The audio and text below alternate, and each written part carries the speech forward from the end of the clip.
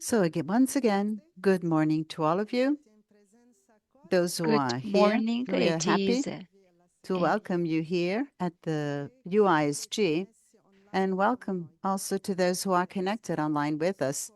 Enrolled, many are enrolled to this course workshop, but perhaps during to the time zone prevents full participation. But I remind you that this workshop is going to be recorded and published both on MMI, who is the main partner of this formation, as well as the UISG channel.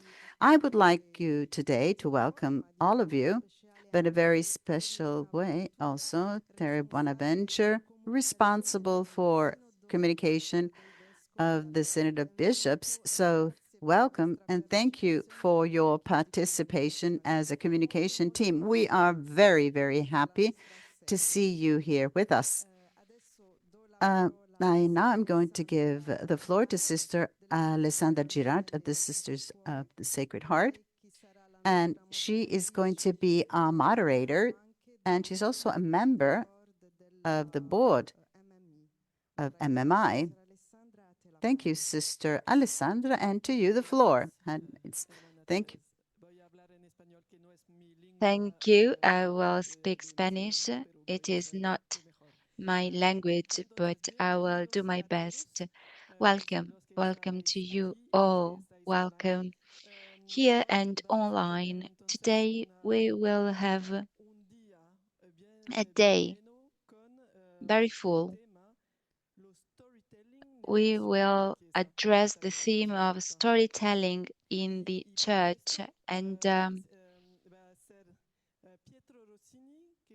Pietro Rossini will present this day. Today we gather to do something that is very concrete and human.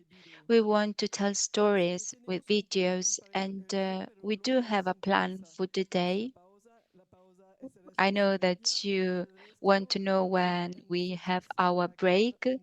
The break is at 10:30, and for the rest, trust us, it is going to be good.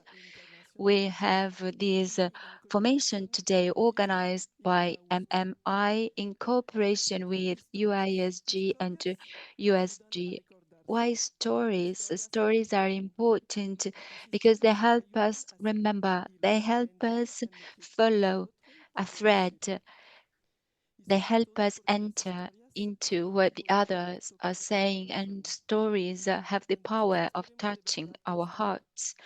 So we do hope that this formation can help spread love of Christ in the world through data of life. And for this day, Pietro will help us. Sorry, I'm moving around. He will help us discover how we can improve in this sense. It is his work every day. I could tell a story about Pietro, but I do not have my formation yet, so I will be very simple. He is a missionary. His missionary path started when he was 18 years old in Salerno in Italy. He studied philosophy in Cana, and he was sent to Mexico. He speaks very well Spanish. He had his novitiate there in 2015. He had the first profession, and then he studied theology in Parma in Italy, and afterwards he continued in the United States with a master in journalism in the Boston University. At the moment, he is part of Miss Missionette, the group of communication of the missionaries of Javier, and he is in charge of imagining stories, producing them, and directing them with different reports to shape life, to shape challenges, and to shape beauty of life with a special attention to the dialogue, and in particular to interreligious dialogue and human fraternity, and to different cultural contexts in which missionaries work and live. At the end of the day, the life of Pietro is the life of a person who understood that mission shall be explained to open new journeys, to reduce distances. Pietro, the floor is yours. Thank you very much. Sorry, Christina has the prayer first. A very brief prayer to begin the day. We're going to be doing in the name of the Father, the Son, and the Holy Spirit. Amen.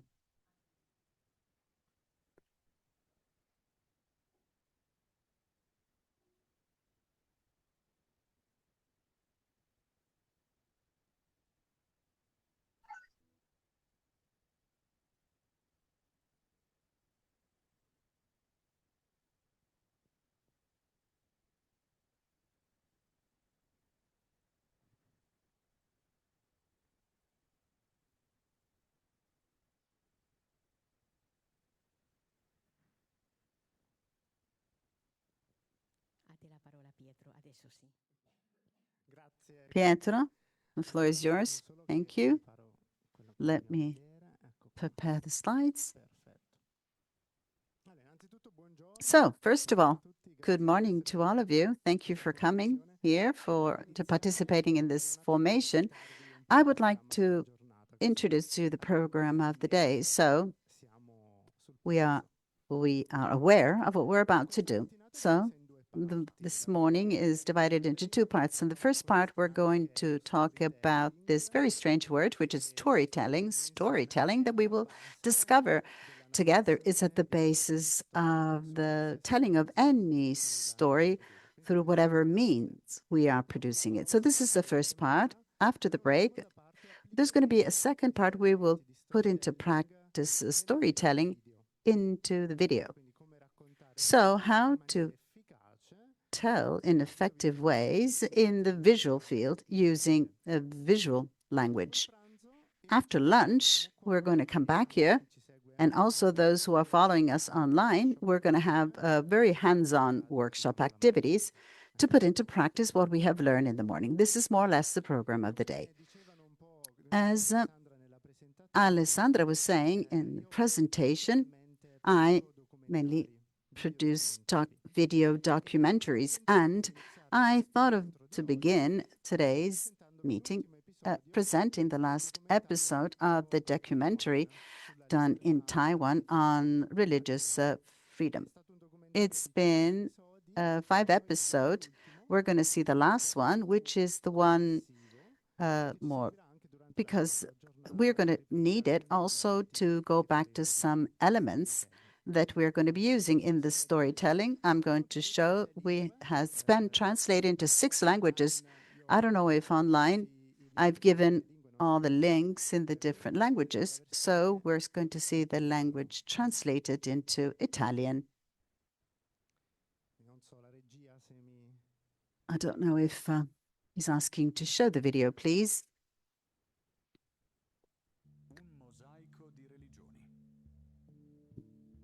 A mosaic of religions.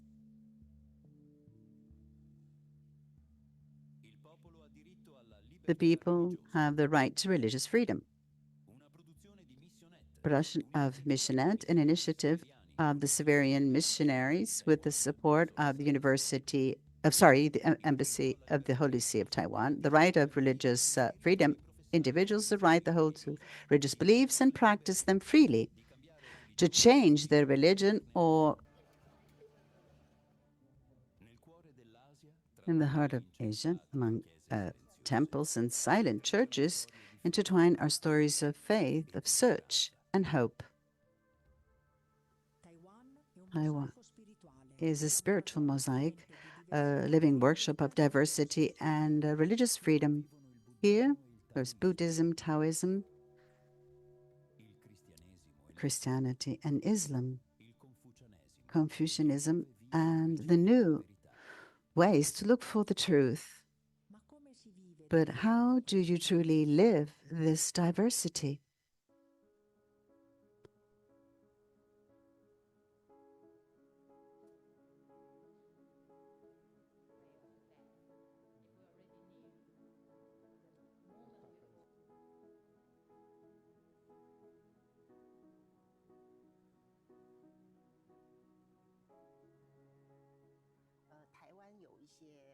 In Taiwan,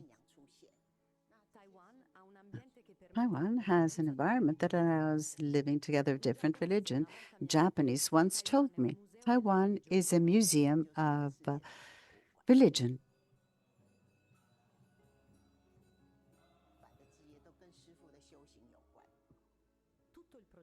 The entire museum project was from the spiritual practice of the master.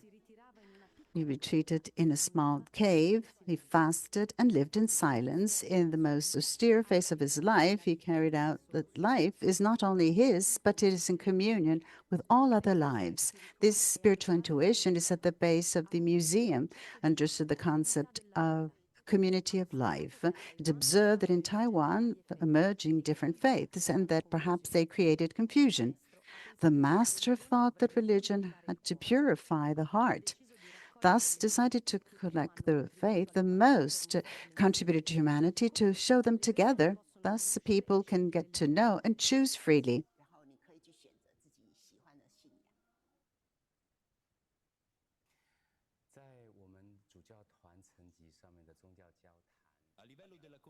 At the level of the Bishops' Conference, we take care of dialogue with different religions, trying to find ways of collaboration.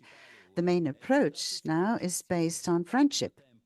It's been time that I noticed that in Taiwan, among religions, there's a great tolerance. This is the first point. The second point has to do with how to get to know one another in this environment of tolerance. Therefore, what can we do together? It's what we have been working on very slowly in this process. We have also broad action space, but we not be in a hurry or expect immediate results. However, in the respect and mutual esteem, every once in a while we organize activities or we take advantage of the opportunity to invite others to visit others' churches and temples. This climate of friendship is natural among us, and we are very happy about it. Thanks to this collaboration, we created also summer camps on religion and peace involving youngsters and also less young people, 3 or 4 days of living together. So we discovered how religions had to be in dialogue, reflecting also on the historical differences. And it's overcome the fear of interreligious dialogue. That's the first concern of many is if I participate in dialogue and I betraying my God or my religion? That's the question one asks. It's the first thing that has to be addressed. We need to understand who our God is and how we relate with him to understand whether we are faithful. And who are the others? Are they messengers of God or are they against him? Clearly, if they were against him, we should not have a dialogue. But if we see friendly attitudes, let's remember the words of Jesus that they be one. So we understand that God is love, and where there's love, God is there.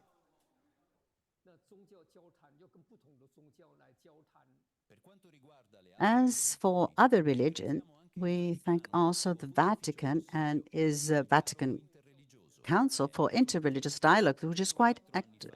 3 or 4 years ago, they started a dialogue with Taiwan's Buddhism. They organize international conferences also with Taoism. We, as Diocese of Taipei, we have supported actively these initiatives.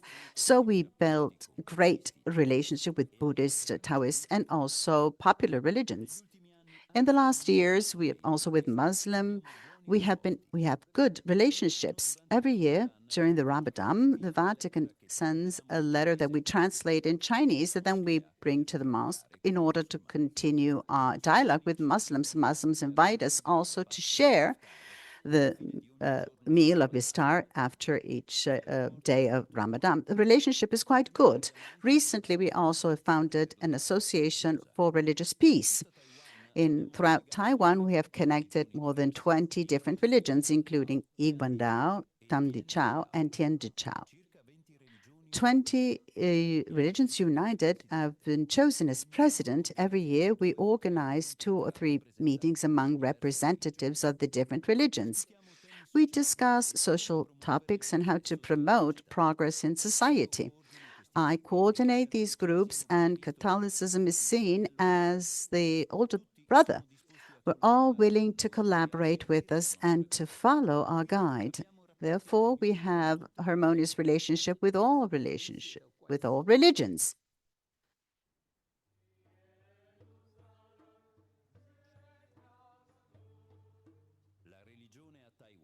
Religion in Taiwan is free, and there are no specific interference.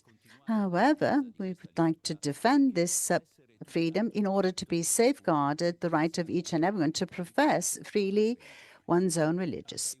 In Taiwan, it's not difficult to meet a Catholic procession, a Muslim iftar, or a religious event on the streets or on a public square. This is a sign of a freedom of expression that is lacking in many Western democracies. In Taiwan, one lay prevails on and it refutes it to the public life. Each one can manifest also with symbols and practices one's own faith and religious belonging.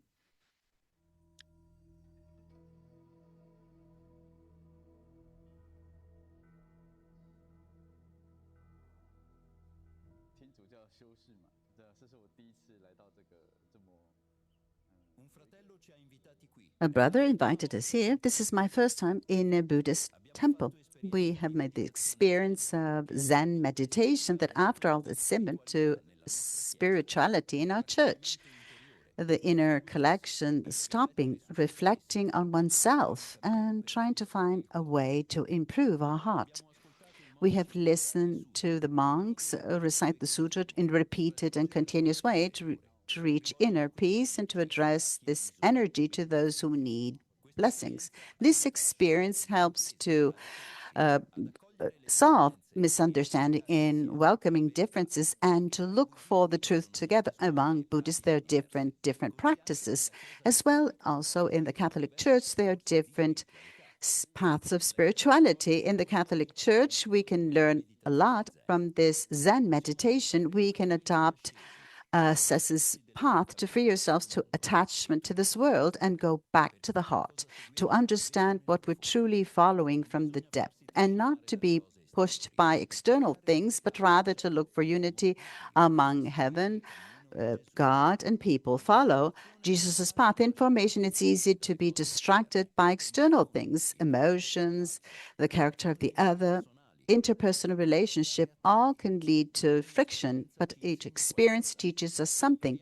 And we learn that before every relationship, we need to open our mind, our gaze, so our heart is no longer be struck negative by the things. We go back to simplicity and inner peace.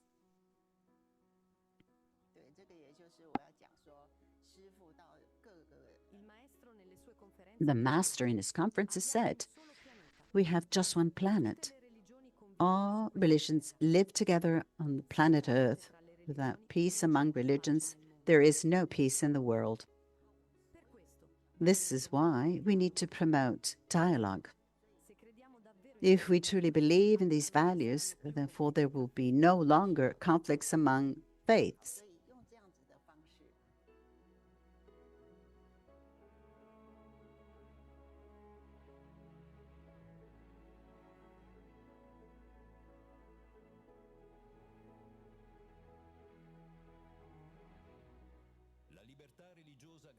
The religious freedom guaranteed by Taiwan's constitution is what makes all this possible.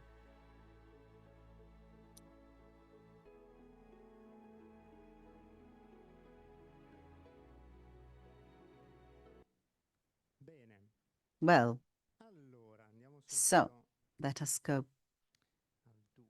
straight to the slides.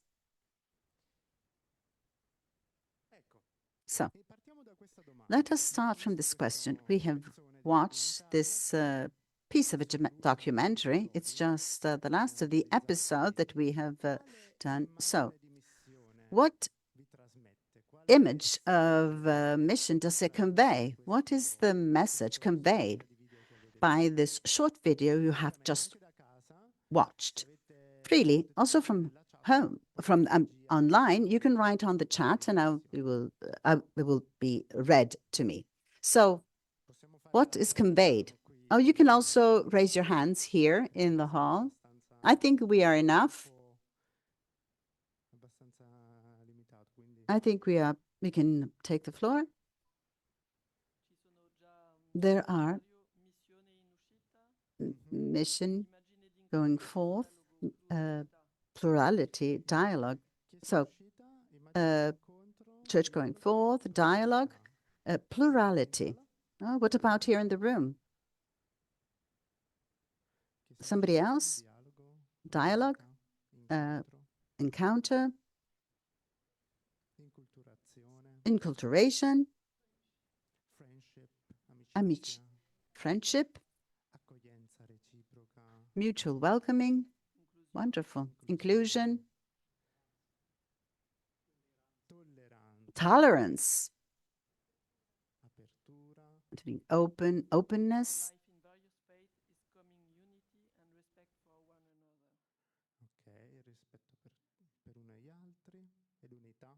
unity. Well, as you can see, the message is good, has been conveyed in the different ways in which you have replied. This was exactly the message that we want to convey. How did we express this message? We did not tell, Taiwan shows unity among religions, there's dialogue. We did not just say this, right? We have shown it. We showed it. The procession, the palms in the streets with the lady who's pushing the trolley, Muslim iftar among the park of Bida Bay.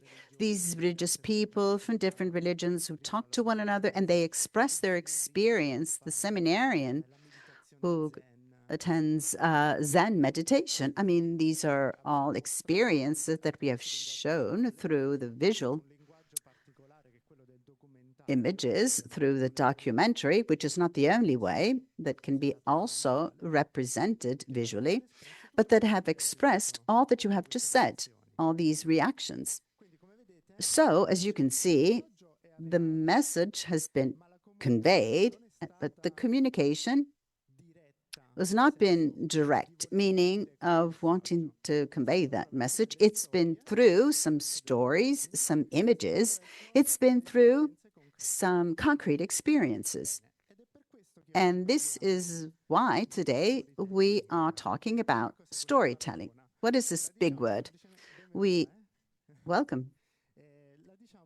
We say it in English because it sounds better, because in Italian it would be the ability to tell stories, apart from the fact that it's too long, but we prefer storytelling. We like it. It's a cooler word.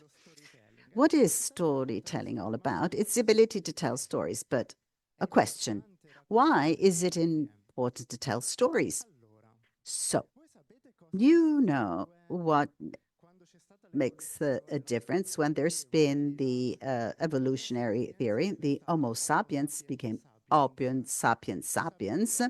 Do you know what made this passage occur between Homo sapiens and Homo sapiens sapiens, who was us today? What's been the event, according to you? Do you know what the event has been in this evolution? Somebody online is able to understand language? Not really. No, but interesting. Yes, interesting answer. When we went from Homo sapiens to Homo sapiens sapiens, they're saying things, right? They represented something specific. Graphites. Yes, they represented something that before man did not do. The burial of the dead. The burial of the dead. When we bury a dead person, that in the prehistory was not something of a that they did. They did not. If the dead person stayed at home, it conveyed some diseases and everybody else was going to die. So they started to bury the dead. We started burying the dead because we realized that we were facing a mystery. There was something in this event of death that we were unable to understand, that it deserved a certain attitude. And this is where the telling stories began. Storytelling was in front of the mystery of death. And what's after death? What is the meaning of everything if everything ends? All these questions has pushed human beings to tell stories, to start with traditions, to create some cultural elements that have given dignity to entire peoples. Let us think about the Bible texts, especially of the Old Testament. They are rereading of peoples to explain a tragic event or of success that in theological in a theological way. Why am I saying this? Because the stories make us who we are today. Also, as far as the evolution is concerned, without this storytelling today, we would not be here. And this is something paramount, fundamental here. We're not simply organizing a workshop on techniques and to rather understand that this belongs to us as humanity. The fact that we're human beings, storytelling is part of us as human beings. And so why is it important? First of all, as we said, it what distinguishes us from all other living beings. For example, an animal who sees another animal die, as of an instinct goes close to the animal, but then leaves and goes along, right? He does not create a ritual or around the death and to ask why. Okay, thank you. Oh, yes. Thank you. Thank you so much. Gianluca offers a great service always. It's what distinguishes us from animals and from other human living beings, actually, is now that we talk about artificial intelligence, it what distinguishes us from machines. This ability of having empathy. Machines today have come to a very high level also of managing of information to such a point that they can mimic emotions, human feelings. They can understand what you're feeling from your tone of your voice, by the way you write, and it's always more common to turn to artificial intelligence to talk to virtual friends and virtual relationships and even virtual psychotherapy. But all this does not tell that the machine feels empathy. Empathy, it is an ability very specific of human beings, and it what connects us to a level of emotions and feelings. And I highlight this aspect because we will see this in storytelling. There's not a good story if it does not imply the emotional aspect. There cannot be a good storytelling if we don't have this aspect, because it's there where we connect. When we think or ask questions, I think you're coming here knowing a little bit of this storytelling. When you think about the audience who you are addressing, how can I convey this message to my audience? These are the questions you're asking yourself. This is the point where you connect yourself. It just not only have to do with what interests or the things that the audience likes to listen to or the language used by the audience. It's also from the emotional way how I convey, how I'm connect with this audience. Then the stories provide hope. when I read a story and I listen to a story, I watch a story because it helps me take a step forward. Going back to the example of death, it gives me hope that there is something after life after death in the Christian religion, or I'm incarnated in something new in the other religions. It gives to me that hope of living my today, but I know that there's something more. These stories that I'm connected to with empathy, but they need to provide a perspective for me. If the story just has to do with somebody else with whom I cannot connect to, this does not communicate much. It has to be something that then becomes meaningful for me. The example of the documentary before, the story is distant from us. It's an island in the ocean, in Asia, but the value of interreligious dialogue, it's something that we can also live, something that gives us hope, also to us here in Italy or in other parts of the world, wherever you are following us from. And life. The story give meaning. They give meaning to things. They give a name. They give a name to the events. They give a name to situations. They give them truly a meaning. And this is a reason why we look for them. We like stories, not only because we are made up of stories and we have seen this is part of our evolution, but it's also something that we need, because without meaning, we do not live. Without giving a meaning to things, we will not move forward. And we are in a religious environment, so let's look at our master, a great storyteller, Jesus. Jesus of Nazareth is a great storyteller. And I can give many examples. I will start from this one that we all know. Remember the story of the Good Samaritan? I think that also all of us know, all of us know about the story of the Good Samaritan, right? But I don't think you remember how the story begins before telling the story. What occurs? Someone remembers this? Also from home. What happens before the story of the Good Samaritan? What occurs?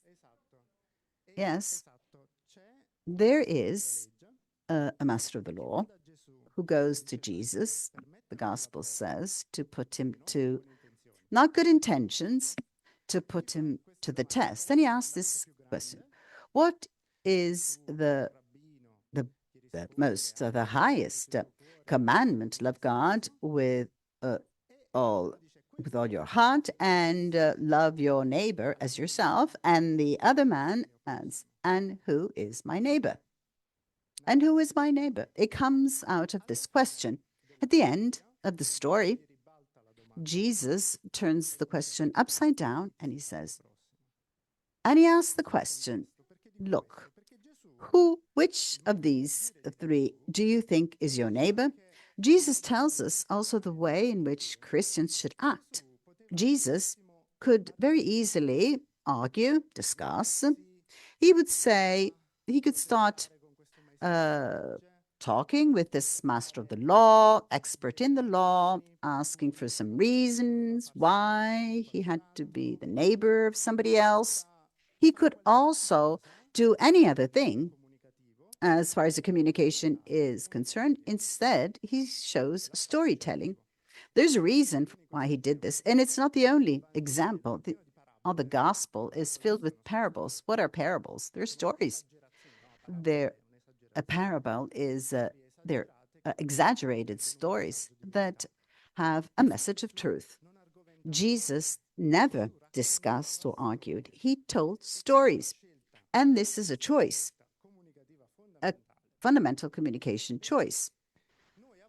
Because sometimes when we want to communicate our mission, the charism of our congregation, the activities we carry out, the social projects we are in charge of, usually we think about communication strategies and how to tell about that specific project. But we must not forget that the first and true story is us. We are the first story, because also, as far as our faith and the gospel is not a theory, it's not a doctrine. The gospel is not a law to follow. The gospel is alive, that it's expressed through the stories of each one of us. And this is the reason why the story par excellence is our witness. Our witness becomes the way, the best way to proclaim the gospel, because it's something that touches human beings. It's not something that has to do with an ideology in which to believe in. It transforms life. So let us look for some aspects for have an effective story. First of all, clearly, we need to have protagonists. A story without protagonists that cannot exist. There must also be a conflict. Then we will talk into more in detail. Conflict, meaning, what is the conflict? It's not that there's a war in every story we tell. No, but the conflict is when in the story something occurs that changes the story.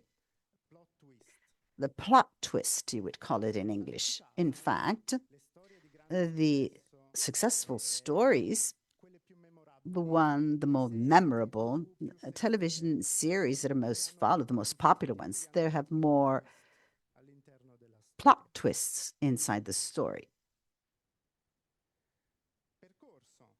Path, there has to be an evolution inside the story. We cannot just stay in a stagnant situation.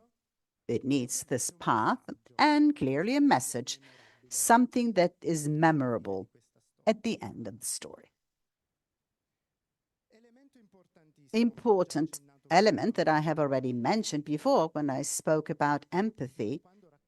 When we tell stories, often we do it with our head, especially us Westerners. I don't know where you're following us from, but the Western world is a very rational world. We are very much accustomed to give reasons, discussing, and we use our head, which is good. We're very rational, but we use very little our heart, our feelings. And this is a communication mistake because it's there where we connect. We connect to the feelings. So emotions are those things that make us remember the story. Also, looking at this man who's crying, and I just put this slide, he's not crying in real life, but you cannot be indifferent in looking at this picture of him. You're listening to me, but of course, we're sorry. We're connecting. And it's what you're going to remember of this story is the emotional aspect that we underestimate a lot. And there are some key emotions that must not always be present at the same time, but we cannot do without at least one of these emotions inside the stories. These are the emotions that psychologists, according to which human beings communicate. When we talk also as Christians of manifesting our vulnerability, because it's through our vulnerability we have the encounter with God and we can experience love. This is what we say. We talk about these emotions. The surprise, the element of surprise. Oh, this was so unexpected. Within the story, there's this wow moment. Oh, wow, unexpected. When there is, this is the hope, and we mentioned it before. We are bored of the stories reading in the news or that we read, yes, because uh, journalism has been distanced itself from telling stories for human beings to give hope, and it's become rather to inform, pure passive information. And clearly, as our wise Africans said, uh, more it's gives more noisy the the tree that falls rather than the uh, growing woods. And this is a big difference. What makes the news is not what we're looking for, which is the growing trees, a lot of trees growing. The disaster makes the news. The three trains in Spain, the accident of the three trains have been derailed in Spain. That makes the news.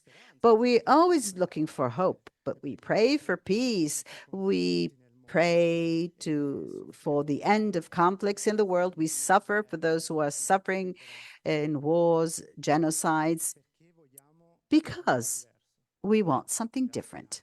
So hope. Fear is another fundamental emotion. There is no human being who does not feel fear.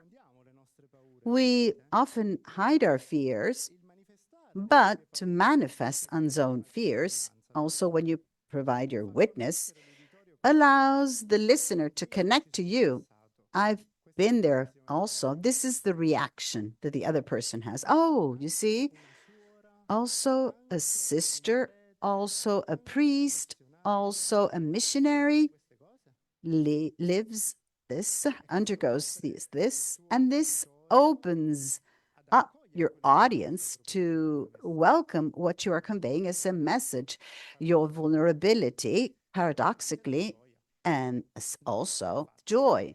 We are made for joy, to be joyful. So, in our narration, to include a positive element that leaves this joyful element to it is very important.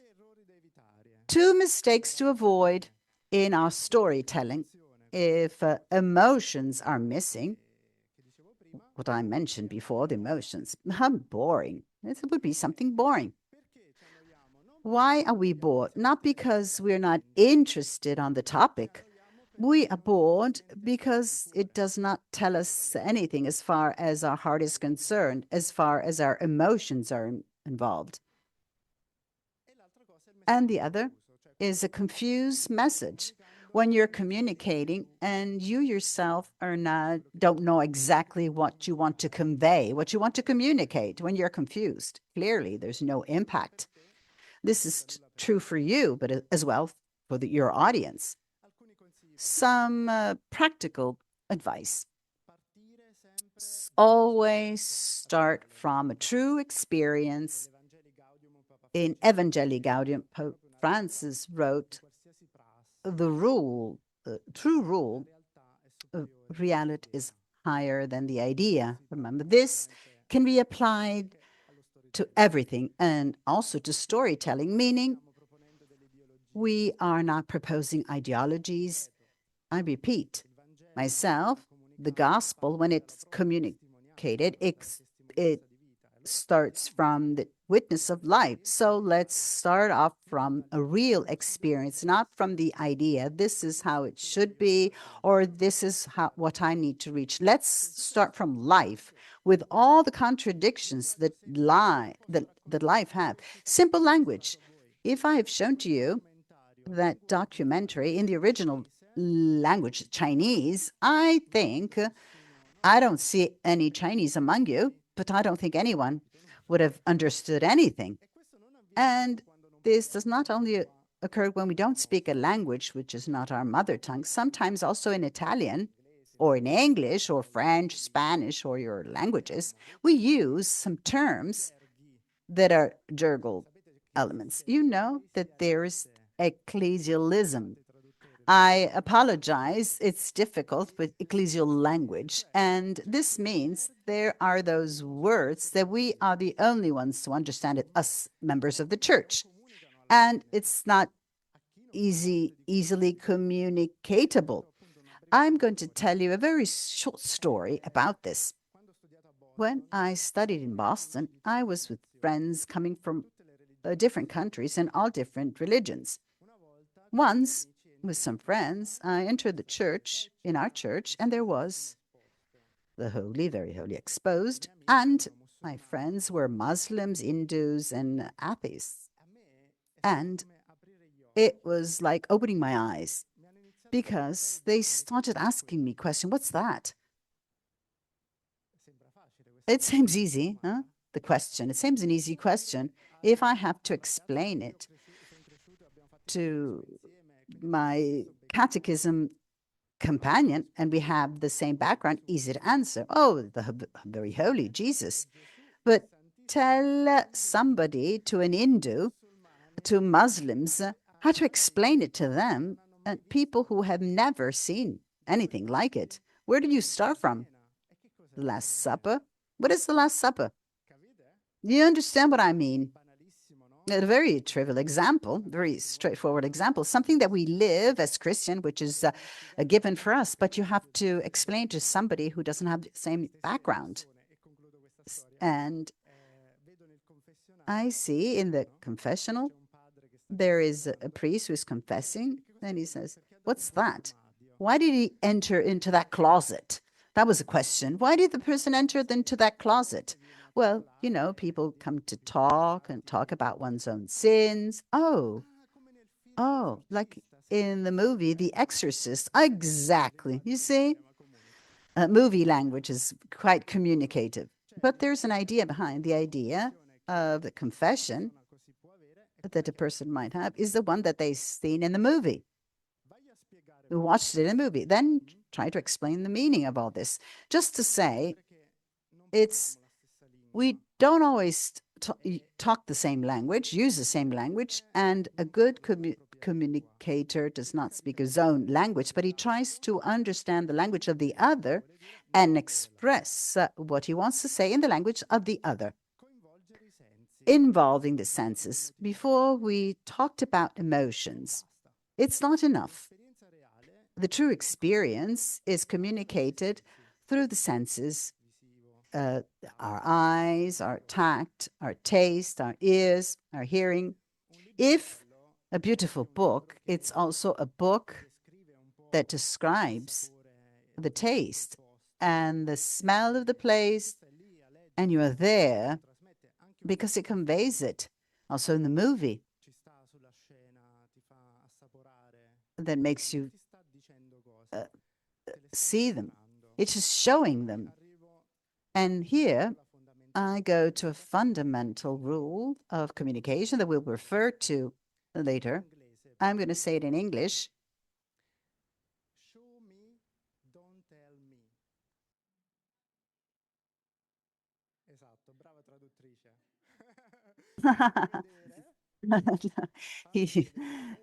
Oh, show it to me. Don't tell me. Show me, don't tell me. That's a fundamental rule. You want to convey or communicate a message. Don't tell me. Don't tell me. Show it to me. And last, the message must be memorable. What do I mean by memorable? This is memorable.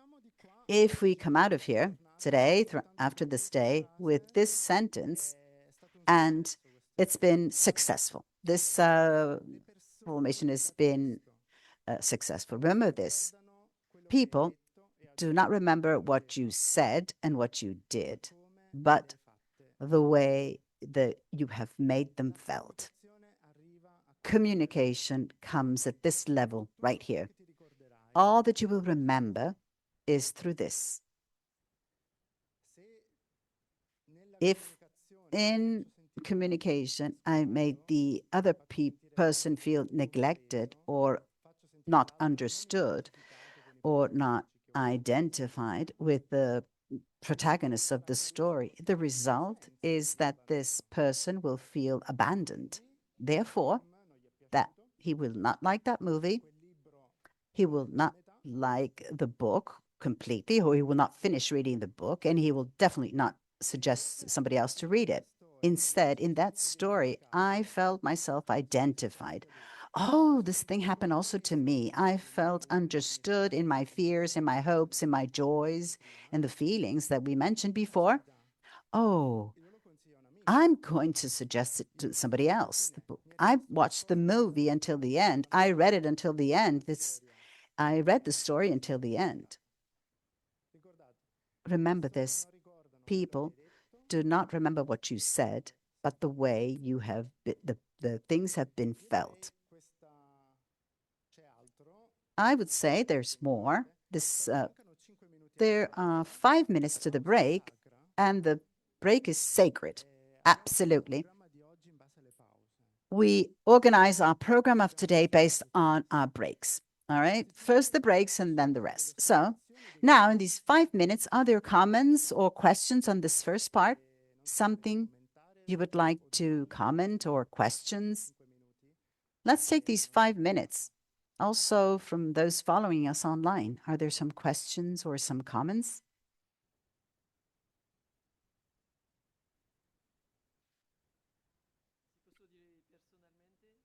Can I say personally?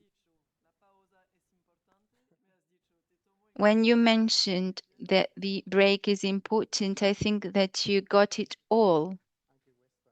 Well, that's important too. It's also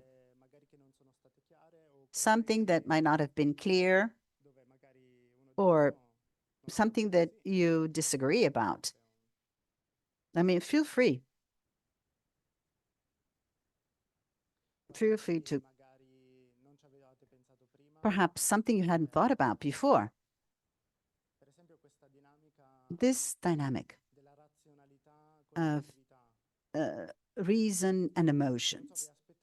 Did you expect, when talking about storytelling, did you expect to address this emotional aspect? This is a question I'm asking you. Did you expect this? Well, this is something that you had considered before coming to this workshop. You more or less think of what's going to be addressed. Did you expect this emotional aspect, how the importance of emotion in the storytelling? No? Yes? Some are nodding. Yes?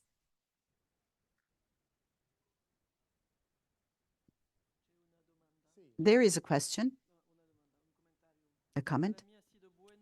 For me, it was good to stress that Jesus doesn't suggest themes, he explains Emotions are at the basis. things through Yes, storytelling. fundamental. This is fundamental, especially in our Western context. We need to remember this.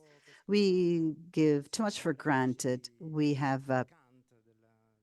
are based on philosopher Kant, reason, very pragmatic, concrete. Therefore, cause and effect, all this reasoning of that.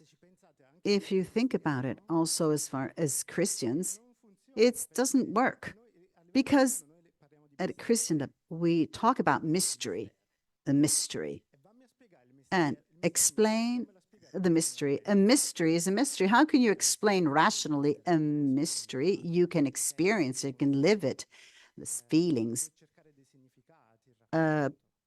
Always the symbolism, perhaps going back to this. Comments? I would like to understand how we can share the charism, starting with storytelling or more theoretical aspects. And then another comment from a French sister. How can we help each other to do it? How can we identify what we can tell? Well, today we will work on this also during our workshops. It's going to be a very interesting dynamic. This is just the first part.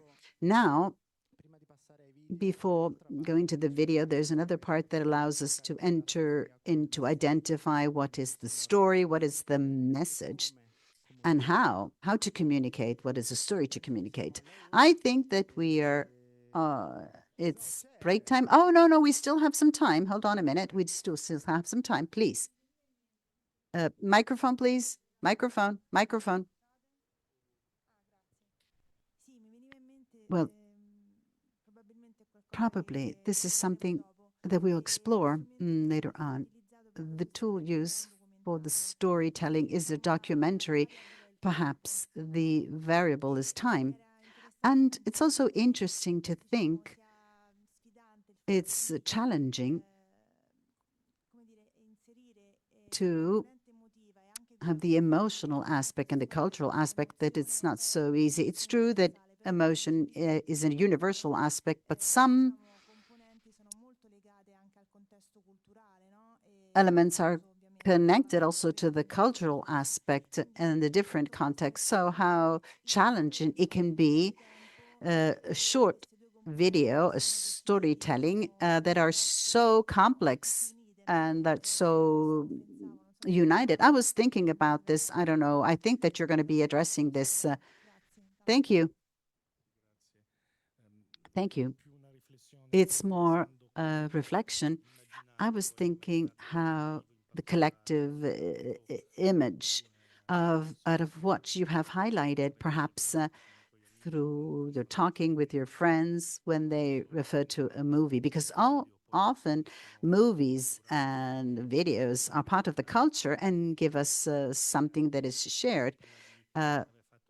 Before catechism, we have thought about of Dante's, because that was the collective image. So I was wondering how this collective imagination at the end of the day has an impact. Also, if you would insert it in the as a further element to create an effective story, or you would insert it in the dimension of conflict, that is something needs to be addressed as such.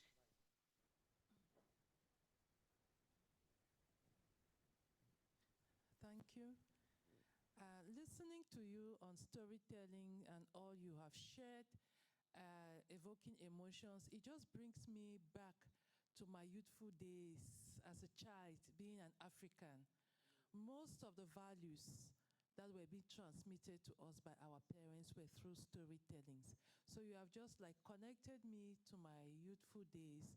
If you are like to be told that you'll be a good lady tomorrow, a good woman, a hardworking woman, or a woman who is respectful, how to take care of your husband or your children, all those messages were being conveyed through stories. There are many stories if I start telling them to you, and it was often said when we are relaxed around the fireside, when everybody is there and we just relax. And very important messages were conveyed through those stories. I mean, you've connected me to my past. Thank you so much. That's beautiful, sister, what you said, because this is very true, and I'm very glad that you said that. Was not me, because of course, speaking about another culture that is different. For example, I mean, in Italy we are not used to tell story under the fire, but I have, for example, my niece, my nephew, they tell story. My sister and my brother-in-law, they tell story to them before going to bed. So we still have some of these traditions. But in some cultures, like yours, stories are even more rooted to tell like the future, or what a woman should be, what a man should be, and so on, and also the tradition of the local people. So it's very amazing, because this explains what I said in the beginning. Everybody, like, we are made of stories, no? Without stories, even the culture, there is no culture without stories. E lo dico anche in italiano, qui ci troviamo in una città come Roma. We are in Italy, in Rome. I came here walking, And I was thinking about this. The story represented by Rome is so visible. It's a museum. Uh, it's a museum. I entered into a church. How often have I visited Rome? So many times. And every time you can discover a corner, a piece of history you have never seen. I entered into St. Mary Magdalene foot in a church when I walked inside. It's so interesting. I mean, every corner. Also, this is storytelling. The monuments, ancient Romans knew about this. Castel Sant'Angelo, St. Peter's Square. I mean, this is storytelling. This is a way of giving an image also of a story that has been and that it is now art. It, as you see, it is not something rational. It is not that we have put some posters in Rome writing a treaty of history. We have it. We just walk around Rome and you see it. The break? I think the break now. We have questions online, but we can continue with them later on. So half an hour at 5 past, we will resume. 11.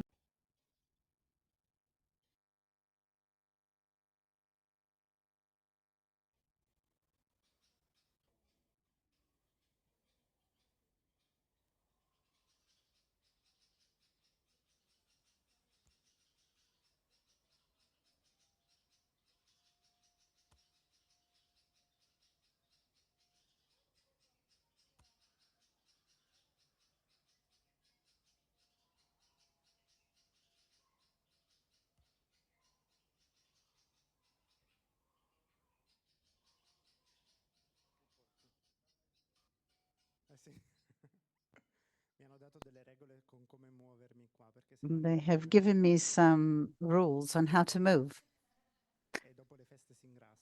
And of course, you gain weight after Christmas. Welcome back to all of you.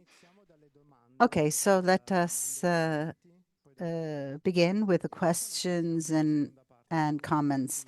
We're still in the first part.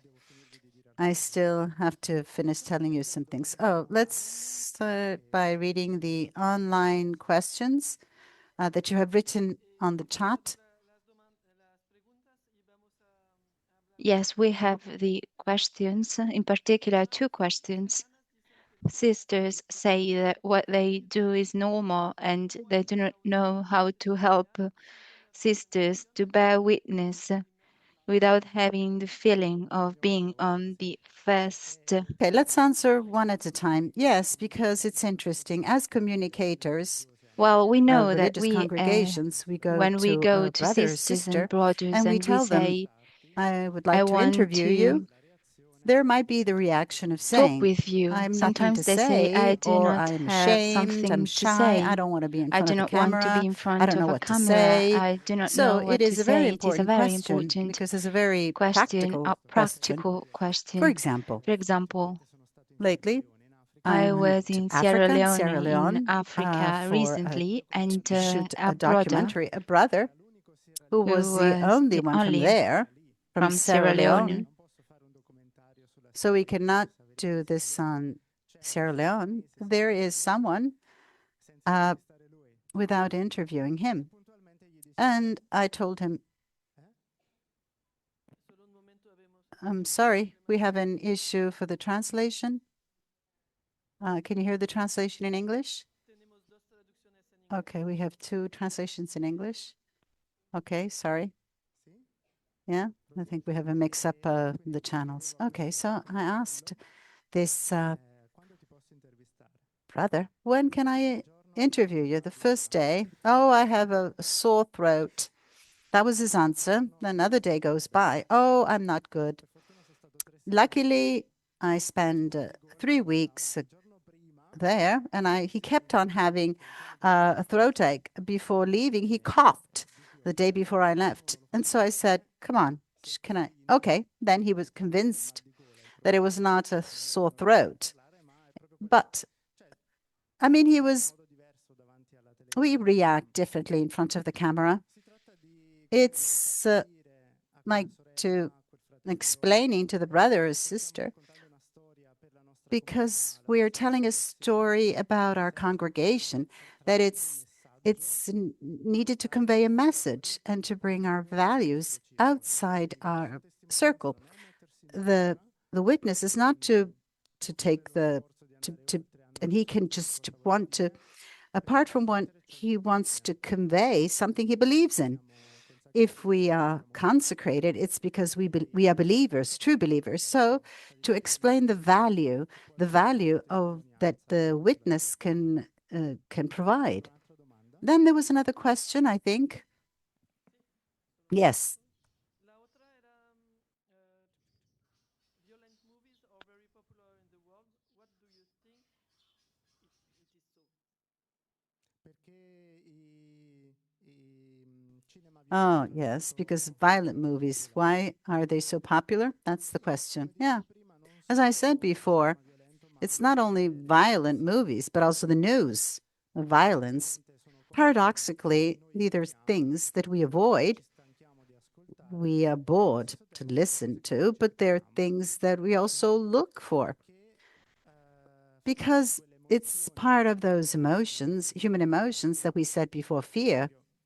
For example, the horror movies are based on this element of fear. Why do you watch horror movies? Not because have a pathology, because you like seeing people suffer. No, well, it might be the case. I mean, but actually, if you don't have this pathology, you watch it because that emotion of fear, of being afraid, triggers something in you that make things come out in you that differently would not come out. It's that feeling, let's say, of freedom among inverted commas. You like it, and we look for it. Also, the action, violence. It's like seeing the adrenaline that you would like to feel on your everyday life represented through a movie, and in some way, this makes you experience it. Because this is an important element. The story is not a lesson. The story makes you enter and have the experience of the message he wants to convey. So you experience in some way, also by watching and listening, that horror experience, the dramatic experience of comedy that you have in front of you. This allows you to have this experience for what we said before of the emotional aspect that is involved. Another question? We shall express words in languages that are not ours sometimes. How can we make it using emotions? Well, that of language is a fundamental aspect. Clearly, I cannot shoot a documentary. The one of Taiwan, I had to refer to a person who accompanied me as a translator from Mandarin to English, and I was able to interview people who were speaking a language that I did not know, I didn't study. Language is fundamental. The language skill is at the basis of any type of communication. But then you just don't only communicate with words, so the attention is also nonverbal language, body language, meaning face expressions, the way we pose ourselves. This is also another element, but clearly I cannot tell the story of someone of whom I do not understand the language, because I won't be able to translate in understandable way. So the questions from home, are there any questions remote? Is there somebody in the room? Somebody else in the room? I was struck by the sense of being abandoned.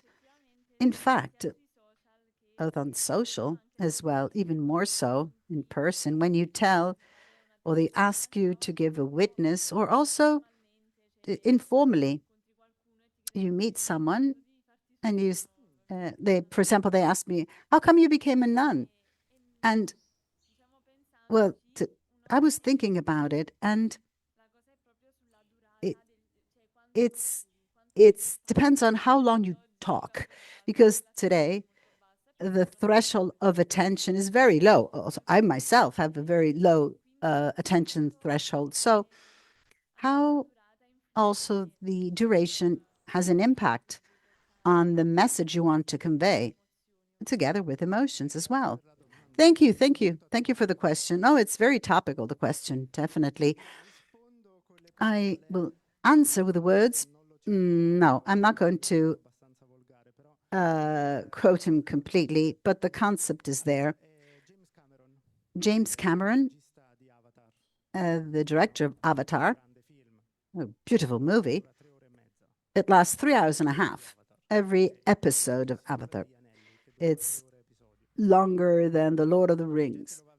And people watch it. Yeah, they go to the movies. It's the same people who are tired after 1 minute reels on Instagram. Yes, but James Cameron says it's the same people who spends the weekends watching the 40 minutes episodes one after the other. It's been binge watching on Netflix of a series that you like. And then you spend like 2 hours and a half continuously watching the entire series in an afternoon. I mean, this is important to know because on the one hand, we say we need to create quick content because if not, they're not going to follow us. On the other hand, I said, I don't want to belittle the work that is done well to just summarize it 1 minute reel on Instagram. So how can we approach this? One thing is, and we will see this, what do I want to communicate? To whom? And where I want to communicate it. So if I'm thinking about communicating to young people on a reel on Instagram, of course, I need to stick maximum, and even too much is 3 minutes, 1 minute and a half. If I want to present a documentary that I'm going to present to schools or institutions where I will go more in depth, let's say 10 minutes per episode is good. One can watch it. One watches the episode until the end. Instead, if I want to make a movie on my congregation of 1 hour and a half or 45 minutes, or participate at a film festival, of course, that's the duration. What's important is to consider some elements that I'm going to introduce to you now that keep the attention on that product. It's not that people going to watch Avatar for 3 hours and a half just because it's a fashion. It's because, in fact, in the movie, there's something that keeps you there for 3 hours and a half. Or The Lord of Rings, that is the mostly watched series in the world, seen more than once. And there must be a reason, because you're there. There's been also some organized marathons, 9 hours long in a row, watching The Lord of Rings. And they're the same people who are tired when they are watching a longer video. I mean, there must be something as far as communication is concerned in the movie that keeps your attention for 3 hours or more. Any other question? I mean, we're going to see many things now. All right. So, okay. Thank you. So, this is going to be our motto, our mantra that is going to continuously be seen. It's today's focus point. Why is there the small screen? Something before going to the second part. Sometimes we also spoke about giving our own witness, and we can do this in different ways. You go to a school and you do this physically. You tell your story, or you, through articles, videos, or through a podcast, means can change, but the substance is the same. A distinction we need to make is the following. to tell one's own story or give one's own witness is not to, no, it's not journaling. To tell one's own story is not journaling. The diary or journaling is a great means. I've been journaling ever since I was 18, but it's very useful for you, the person who is journaling, to write what your feelings or your experiences. The journaling, you do it for yourself. You write it for yourself. If I make you read my diary, you won't understand it because I'm writing my own language. It's my own comments, use things that only I can understand. Instead, when I tell about my story to someone to provide a witness or for any other communication, I do not start from myself. I do not use a communication language addressed to me. And I'm not writing for myself, I'm writing for another person. So, and here comes the first question. I need to tell a story. Where should I start? Big question. I remember a brother who was about to write his dissertation, and this is how I found him. He was in front of the computer. Imagine the scene. It was open, a file in front of him. He was trying to write, and he was just watching the screen without knowing what to do. It was incredible. This image stuck with me. And we have a sentence of our founder who looks at the cross, and he looked at me and I looked at him. He seems to be telling so many things, and I applied it, the same thing to the computer. Right? You're saying, oh, I want to tell a beautiful story. Where should I begin? Let's try. Let's try. Let's try with you. Where would you begin? He's asking the question to you. Where do you begin? Let's say you want to tell a story. Where would you begin? Message, somebody says. So you're concentrated on what you would like to communicate. To whom?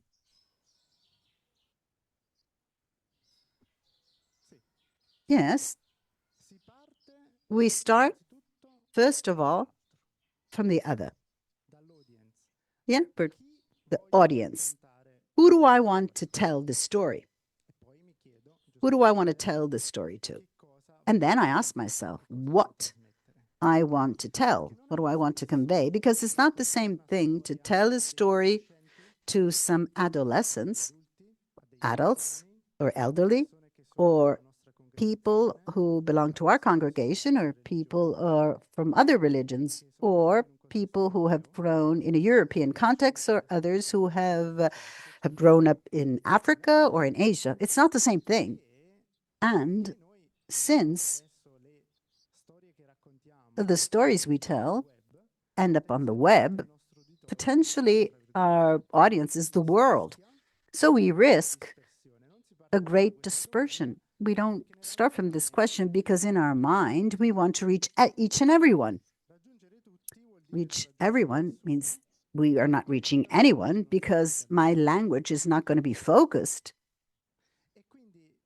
Therefore, I will not be concentrated on in achieving that goal because I don't have a goal. To say that I want to have everything, it means I don't want to have everything and nothing are synonyms. So it is important to be concentrated on where. And as for the structure, I will give to you this that you will, many of us know. This comes from the Anglo-Saxon journalism. It's quite simple, but in fact, it's very effective.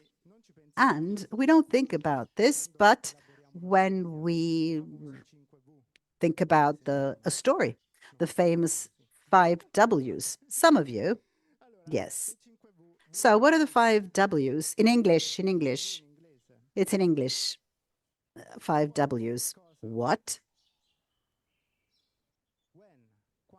When? Where? Why? and who. And then, in fact, we would have an H, how. So there are 5 W's plus an H, how. These elements must always be present in a story. If a story is missing a what are you telling me? Why did this happen? Who is involved? Where? But you didn't tell me what happened or when. If it's a story, and this is important, is this a criteria to distinguish fake news? Today, many things come on the web and they are 10 years old. The latest one is the one on the ham, classified as type 1 cancer food as tobacco. It's a research of 2015 that now is reproposed. So you receive the title, oh, ham identified as can be give you cancer. And then you read it's 2015, and then you read that based on the diet and so on and so forth. But the title is bait clip. It's a bait clip. I'm going to put a title, and based on the views, I will profit. So when, where did this happen? It's set in this context, it's other one. Why is this the most difficult one? This is the why. It's the only one of the W's. The 5 W's might be missing. The why that thing occurred. Think about the news. The train derailed in Spain. Why? We still can't. We don't know why. There's an investigation underway, so we still don't know why. The who corresponds the people, the protagonist, and something else that comes from journalistic world is this reversed pyramid. When I work on the story, first I have the 5 W's that we have mentioned before, whatever order you like, but they have to all be there. Then there's a context. For example, if I'm going to tell you the story of the 3rd train that derailed in Spain, I'm doing it in the 5 W's. In the context, I'm going to put the previous episodes. Why am I telling you the story? The context is, why am I telling you the story? It would be nat graph. And then other information that I deem important. This is the typical Anglo-Saxon journalistic style, especially for storytelling of chronicles. For example, in the documentary you watched, I do not follow the rigid structure in this way. But the 5 W's are there. When you work on storytelling, these 5 W's, it's not that they are so well defined. You need to process them inside the key protagonists, the stories you collected, etc. But this gives us a structure. When we ask ourselves, I don't know where to start, at least we have a model in order to start doing something. This is the end of the first part of the presentation. And before going to the second part, which is going to be centered more on the video, I don't know whether there are some questions on this last part that we said of the 5 W's. I think you heard about it before, the 5 W's. I don't think it's something new. Let's look at the storytelling video. Let's put into practice what we have seen in this first hour in the visual language. There are 5 fundamental elements that we will see in this presentation that represent a good storytelling at a visual level. So the first one is the narration, the story. This means I need to create a story. And the story has always this a structure: the beginning, the body, and the conclusion. The beginning is one of the most important parts of in the production of a video.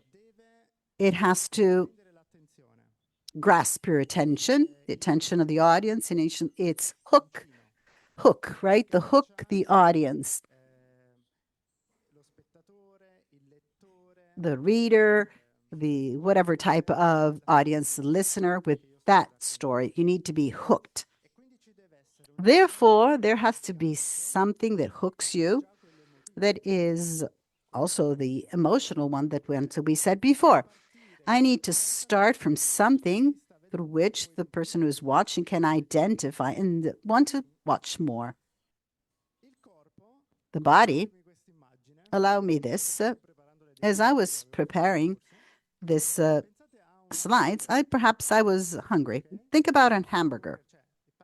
Meaning a hamburger, you have the bread, the top and the bottom, then there's the meat, then the salad, and the seasoning. The body is the meat, right?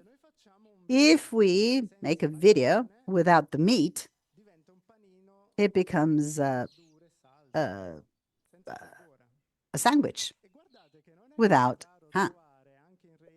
And we watch videos that are wonderful and then you said at the end, after watching you ask yourselves, I mean, it's well done. I mean, but you ask, what's the message? What do they want to convey? And at the end, you say, I mean, the substance, the body, the hamburger is missing. It represents the message, if you like, but it also represents what I want to communicate, the what. And then the conclusion has to be something. We're talking about a video, something memorable. I cannot end a video in a very generic way. I need to conclude it with something that people can bring back home. I mean, for example, in the documentary of Taiwan, there's a sentence of the nun on the harmony of religions. If religions are in harmony among one another, also the world will live peace.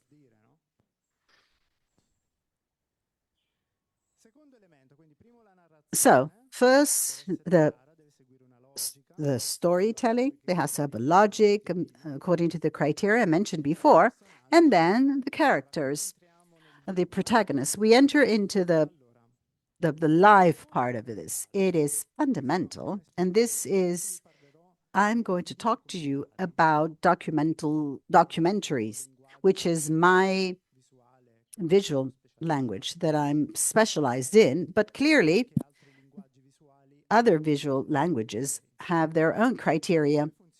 How does this work? When I shoot a documentary, and the approach is the opposite than a fiction movie. When we work on a fiction movie, what do? We write the plot.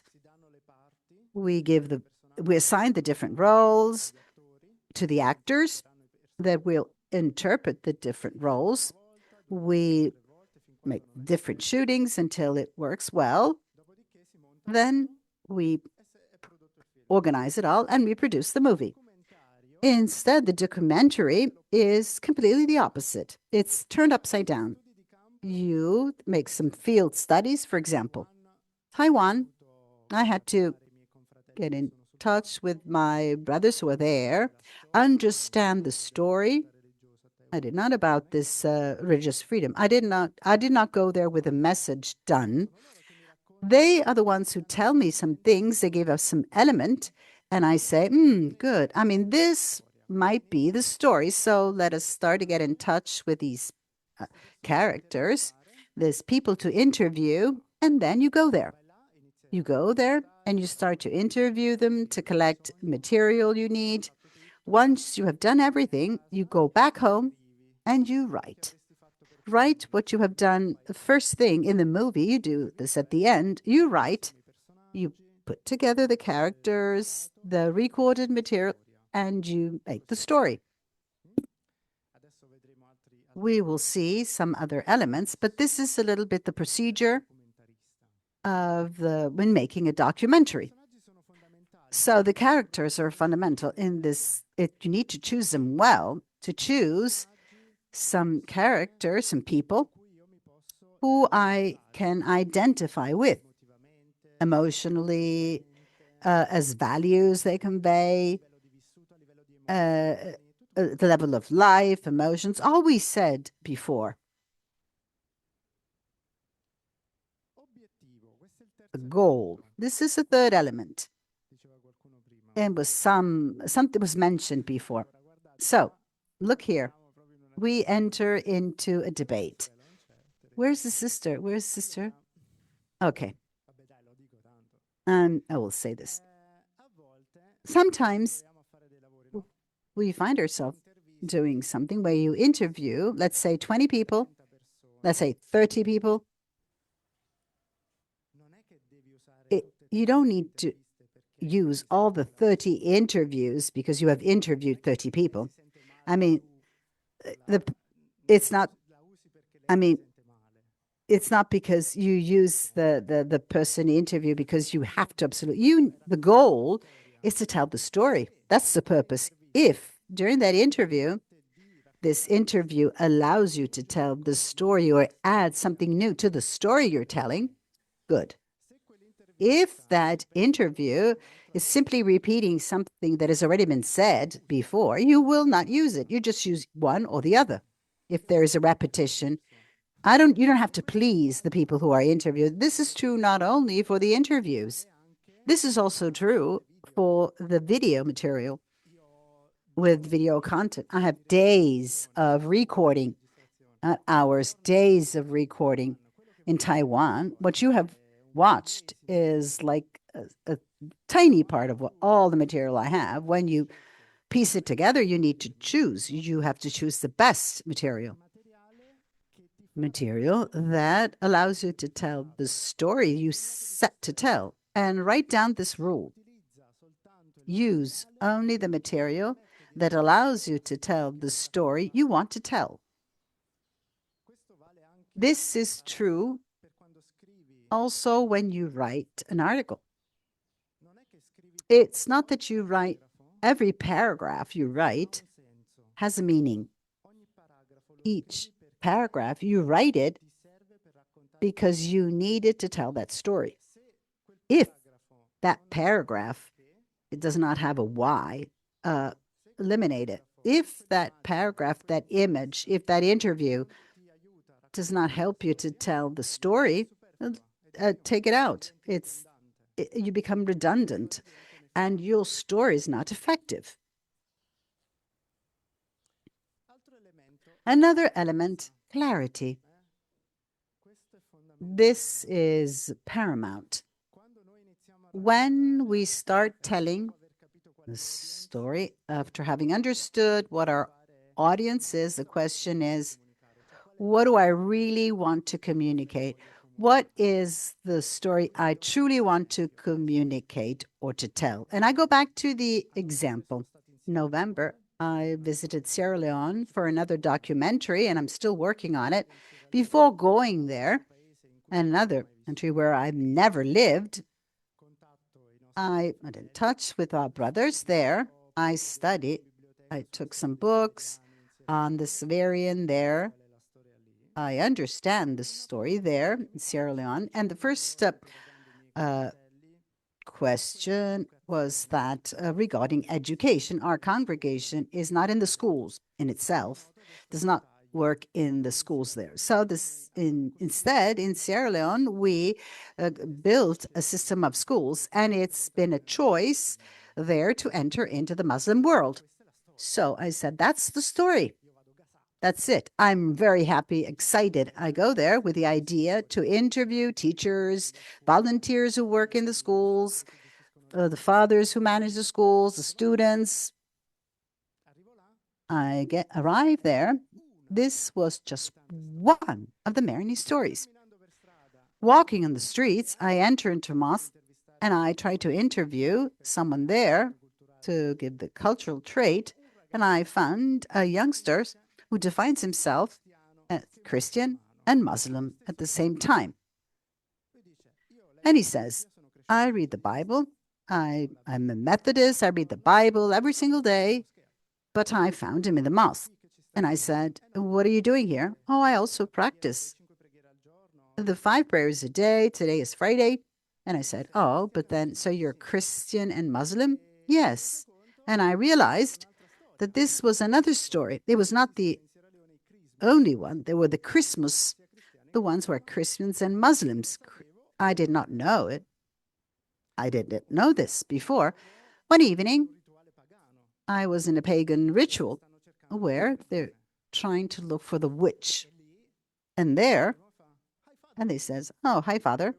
And I, a person that I'd seen in the parish, in the previous one, he was there. There was many women there, Christian and Muslims, that are waiting for the participating in a ritual, a witchcraft ritual. Yes, again, another topic. So all these stories, I did not know about them before going there. And perhaps my brothers, who I had questioned before, they give this for granted because they live there. An external eye sometimes sees more. So you need to go there.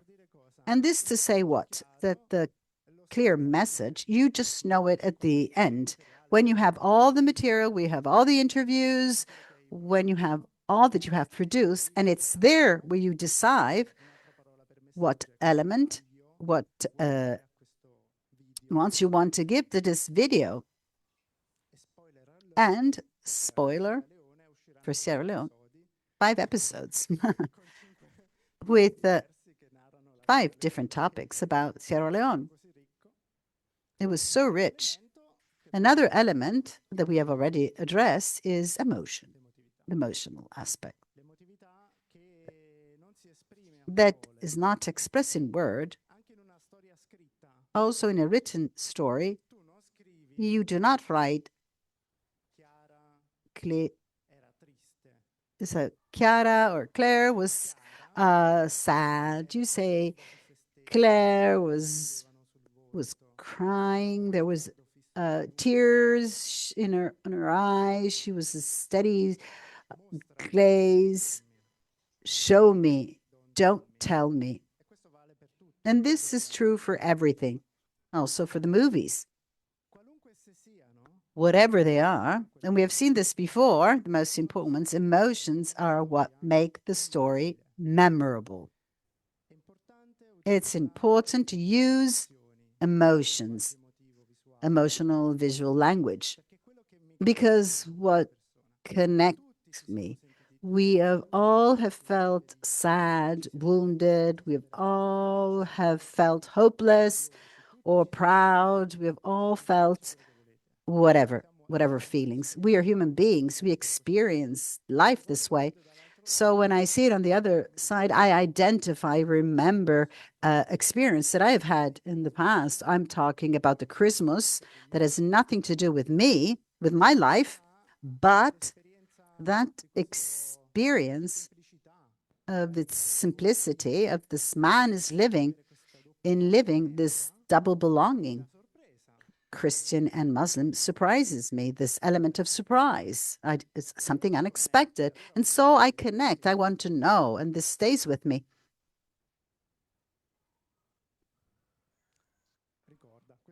Okay, this is something we're going to repeat over and over. This is our motto. We will find this always.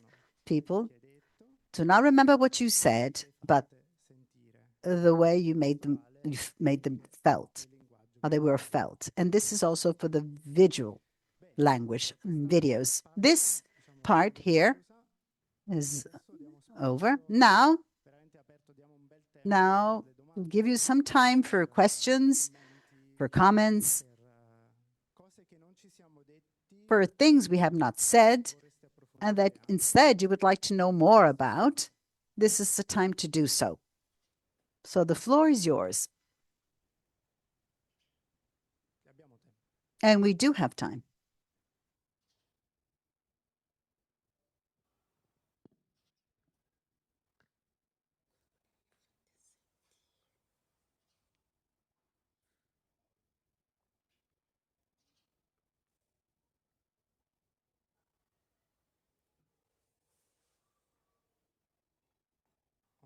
c'è qualcosa? No? I have a question. I struggle sometimes when I have to choose how to cut, not only because I feel sad for the others, but also because I feel it is important and interesting. So, how can we cut some parts? How can we choose the sections that we need to preserve among the material we have? You mentioned it already, but Oh, yes. It's not easy, but we need to have a clear goal. When I have a clear goal, the clear purpose, the message I want to communicate, the question I need to ask myself in facing this clip or this person, this interview is this person, for what the person is telling me during this interview, is the person adding something new? And is it going in the direction of the story I want to tell or not? And there you choose whether to insert it or not. It's important to have a clear goal because if not, one will get lost and we want to put everything. And the video is no longer a documentary or a movie, it becomes just a patchwork of stuff. Meaning, as to do a documentary, it's not enough to shoot it and piece it together well. There needs to be a thread, a logic, and you're the one who's going to the structure, the logic, the language. Meaning, I cannot put the interview. Let's give you a practical example. Sierra Leone, there have been 3 people from a parish where we're present who were interviewed. It was half an hour interview, and what they have said back does not have to do anything of these 5 episodes. Has nothing to do with the 5 episodes, so I'm not going to include it. It's not that you are being mean to the person, but that the person has dedicated time. You listen to the person, but at the end of the day, it's not part of the story. Can you use this material in the future for some other stories? Yes, but not for that, the one that you're the storytelling, that specific storytelling. And this is true also with the sisters who's going to tell you, oh, you interview. Why did you just put another person? You didn't put me. And there's jealousy arises among them because I'm going to do something else with you, whatever. I meaning that for that specific story, well, that was not the place.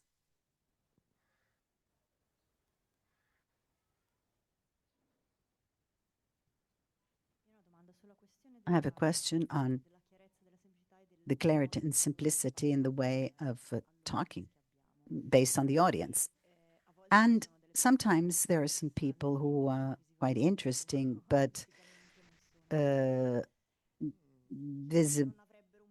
would not have a nice effect on the video, or they use a very difficult language. How can we help them to become, meaning if I explain, let's say to a sister, a very elderly sister who has a way of talking which is quite different, and I want to convey it to youngsters, how can I to bring this testimony to guide her in some way, a language which is different, that can be understood by the public? Thank you for the question. I like this. It occurs often, a technique. A possibility is to ask them to tell the story to you and tell it through images, videos, with a voiceover, meaning using narrating that tells the story. It is their story, but you translate it in the voiceover in a more accessible language to your audience. This is a technique that does work, and it can be very useful. In fact, I did this in this last episode you just watched. This has been another reason, not because the person was shy or he didn't know how to speak in public, but this project has been funded partly by the Embassy of the Holy See of Taiwan. So clearly, when you receive funding, there are some requirements you need to abide to. So I'm saying this and I will deny it. But in fact, this, in a part that I had included in this episode, criticized the government in a recording. So I criticized the government, but I liked it because as a documentary, but not showing just part, but also the critical part, it has a greater weight. And the critic was on the fact of a law, a very concrete law that was mentioned that might compromise the religious freedom in the country. I had included this voiceover when I went to the embassy to show it. Everything beautiful, everybody was happy, but he says, "Oh, you need to cut this out," and I took it out, but I did not take it out. Meaning, I took out the fact that the bishop was saying it, and I put it in a sort of a voiceover. So the bishop is safeguarded because they cannot say that he said it, and I continue telling my story. It becomes a way, and I did not lose my funding, especially, which was important. Yes, this is the right way, also visually, to be able to do this. And yes, but it is possible because in our congregations, many are the ones who do not want to talk or they're shy or they have instead, but they have incredible stories to tell. So they don't want to tell it. So let us tell them. The important thing is to have access to that story, that at least you are told the story by that person, that you can translate into different ways. Another way, and this is, there's cartoons. There's some with it's just like cartoons of the person. It's another language to experiment, but it allows you to without using the real person.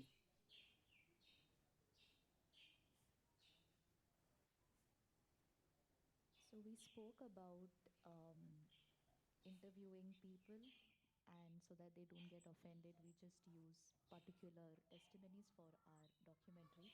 But my question is, how can we identify prior the right persons for the interview in order to save time later, as well as I know it is not no 100% plan or a strategy, but how could we identify the right people in advance, like prepare well before interviewing?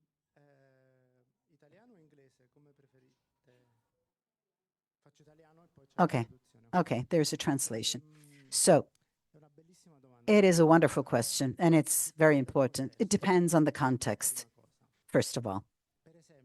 For example, when I went to Morocco for the documentary there, I went there 2 months ahead of time, contacting the brothers, asking them to describe the situation. Like just before, you have sort of like an idea, and then you have a little bit of an idea, and then I asked the father theirs to organize a rendezvous with the bishop, the imam, a visit to the mosque, etc. And we write down a plan, a calendar. When you go there, you know when you're going to meet the people. But with an open eye, because the story changes. So perhaps there you're going to meet important people that are interesting stories that in some way you want to tell. And so you set a rendezvous with another person, or you just interview a person on the street to be ready, also not in a very easy way. For the Christmas guy, I said, "Would you mind if I interview you?" It's not that I mean, I met him by chance. So I just asked him to interview him right there when I met him. So you need to be flexible. At the same time, create a work plan that is fundamental, but then a work plan that is flexible, right? That can be changed based on the story you're telling. Remember the purpose, the goal is to tell a meaningful story for your audience. So also be open, but stay open to what you meet along the way. And it is the beauty, if I can share with you, but personally, of the work I do. Meaning, the work of being a documentarist is that you meet stories of different types. You meet people, very different people, and it's a surprise, constant surprise, endless surprise.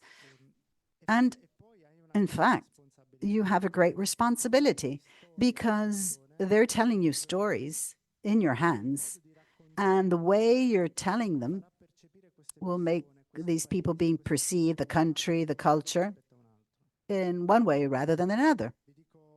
I will tell you something. In Sierra Leone, I took a picture that I will not use, and also a video that I will not use of this reality, but that if I were to use this to tell the negative aspect of the place, is the one that I would use. And the picture is the following. There's written Sierra Leone National Museum. There's the placard. And there is rubbish and a man who is sleeping. You don't see the face under, right there on the floor. Now, if I use that image such as that, that image is true. It's a true picture. I mean, I took the picture, but using the picture such as that in a documentary gives the perception of those who are going to watch the documentary that that is what Sierra Leone is all about. The Sierra Leone is just that. And it's very reductive. It's as if you go to Salerno, Naples, and you go in a neighborhood of Scampia where there's organized crime, violence, etc., and you take a picture to the rubbish in the middle of the street and say, this is Naples. The same thing. The stories that we receive are stories to tell in a responsible way, with responsibility, because whether you like it or not, as good communicators as we are, our stories do have an impact. And therefore, you need to, there's a responsibility in what you publish, what you show.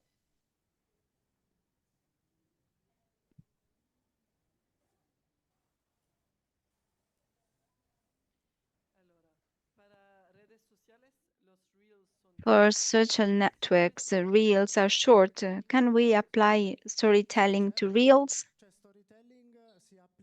Of course, storytelling is not done based on the length, but it can be attached to any type of story. These rules are both for articles, for podcasts, and short videos, longer videos, movies, everything. Clearly, if the reel lasts 1 minute, it has to be all summarized in 1 minute. If it's an article, it's all concentrated in 4 or 5 paragraphs. If it is a podcast, it's summarized, let's say, in half an hour, 1 hour. It depends on the format of the podcast. The duration does not change the rules, these criteria, if you like, that we have just mentioned.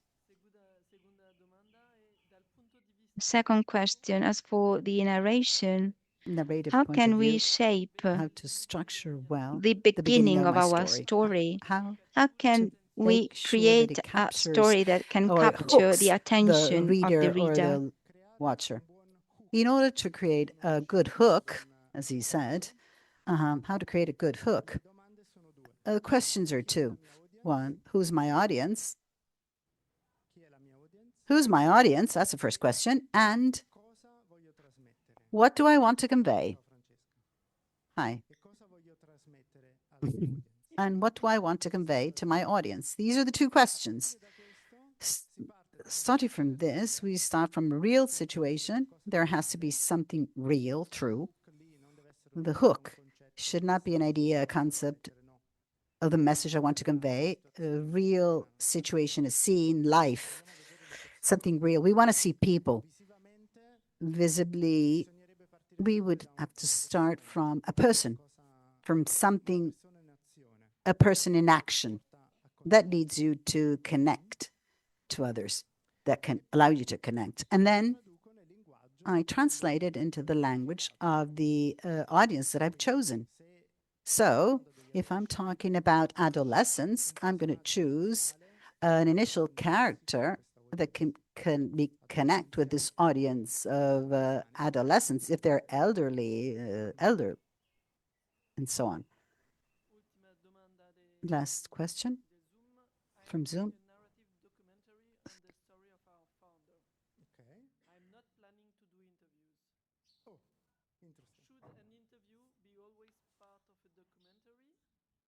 What other approach can we use? I see you. Ho capito quello che dici. I understand what you're asking. Yes, I understand what you're doing. You want to Un documentario sulla storia della do a congregazione narrative cattolica documentary on the story, on the founder, yep, the founder. E quindi And praticamente so una serie di it's going to be a series of images, videos of historical archives. Well, you tell the story of your founder. È un altro linguaggio. That's another Non è language. il linguaggio It is not documentaristico. the documentary language. It can be the documentary language also by using historical sources, but you need to be very good in connecting it to today because Se rimane nella storia the history, if it stays in the history, storici. historians are going to follow it. E non penso che And I don't documentario think lo voglia this, fare you want to make this documentary just for historian, but you want to provide it to an audience that you want our congregation be known, also from your sisters and brothers. Put yourselves in the shoes of your brother or sisters that are watching this documentary. Would you watch it, or it's just going to be something that you're going to see in the YouTube and he says, oh, the documentary of our founder? I mean, I'm being provocative, but I'm sure you're going to do a good job. But be mindful about this to say that there are other techniques, other approaches. The interview in the documentary, for me, is essential. Ci sono documentari senza interviste. There are documentaries without interviews, very few, but there are characters. If they're interview to a concrete person, the founder becomes the character of that story, and you need to be very good in making he resurrect, meaning you have to put him high or like a cartoon or through pictures and a voiceover talking as if he were talking Come se lui fosse as if he were alive. And that you're not talking about somebody who's dead, but something that is still present today, a person that is still present today. That founder has something to say, not quando la tua congregazione to when your congregation was founded, but to today.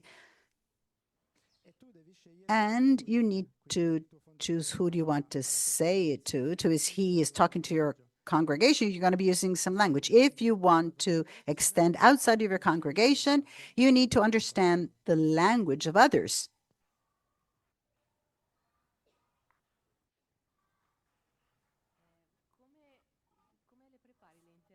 How do you prepare your interviews?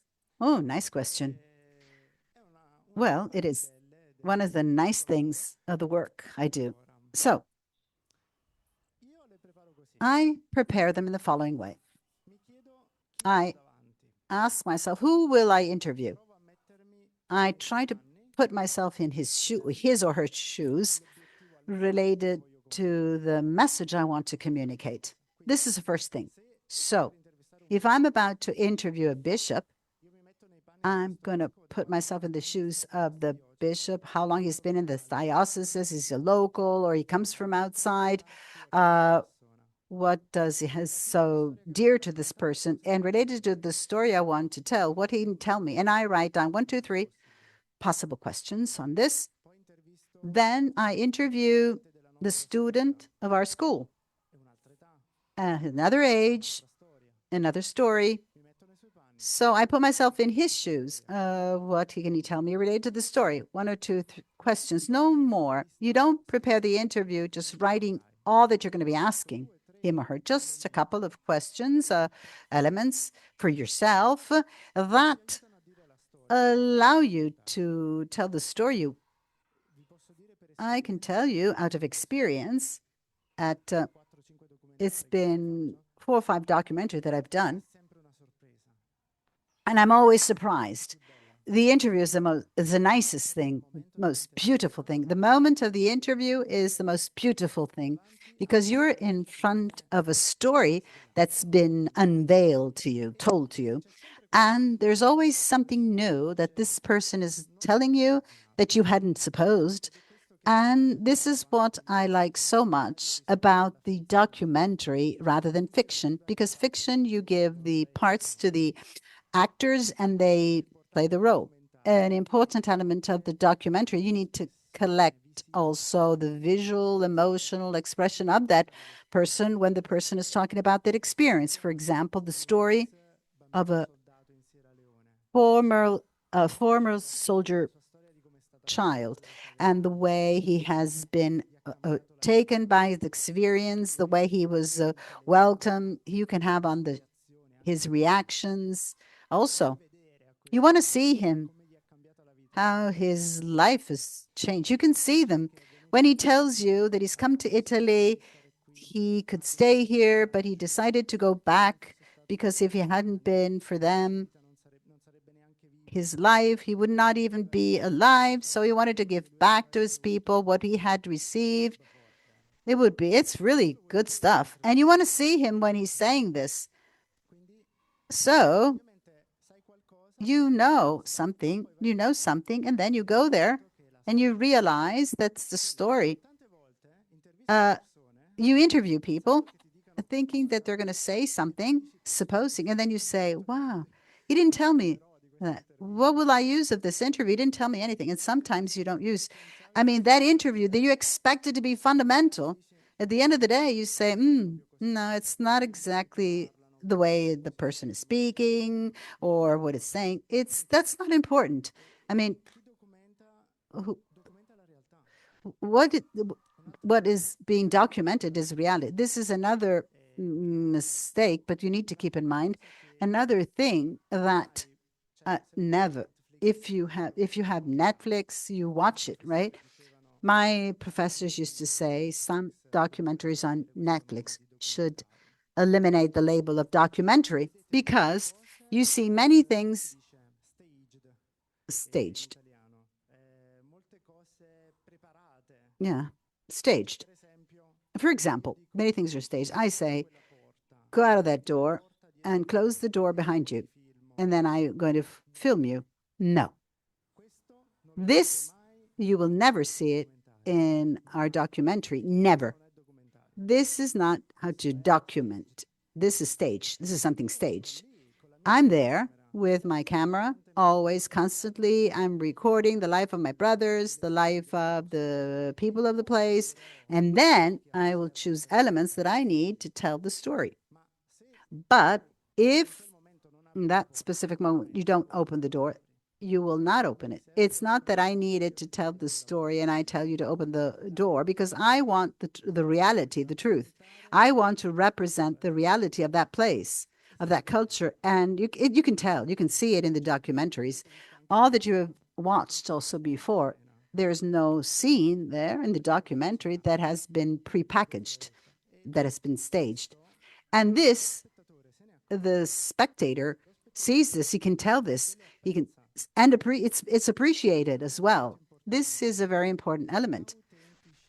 Authenticity of communication. Also, the same influencers talking about social media. The ones who are most appreciated are the ones who they put their face in things physically and also innerly, mean they are the ones who are not afraid of showing themselves for what they are. The audience realizes if you're false. If you're false and you're telling something that is not true, I stop following that person. I stop following the person. And this is something unconscious we have. It's not something that we do and that we are aware of, but unconsciously we realize that that message is artificial, that it's not really how things have gone. And authenticity is an important criteria.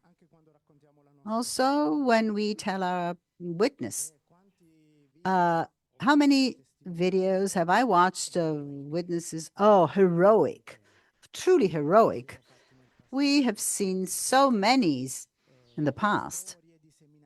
A story of seminarians, Xaverian students, perfect, almost perfect. Many left the order, by the way, but they were so perfect that they left.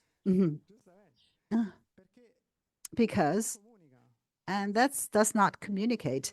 I always make this example. The missionary who spent 40 years in mission, he goes to talk to adolescents in the secondary schools of his life as a missionary with a language with adolescents look at him and say, what is he saying? Heroic endeavors alone in the wilderness, without streets, in the middle of wilderness, walked kilometers to celebrate Mass. The students say they applaud him when you leave.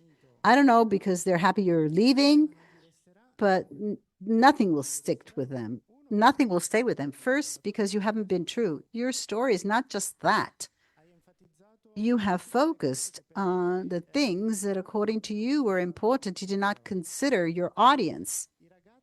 The youngsters who were 14 years old that you have left 40 years before when you are missionary were not the same ones you are meeting now 40 years later. The culture has changed, and of that witness, just heroic endeavors that are far from the everyday life of those who are listening to you. Zero communication. This is very important. If I don't start from the other, probably what I will communicate is going to just come back to me.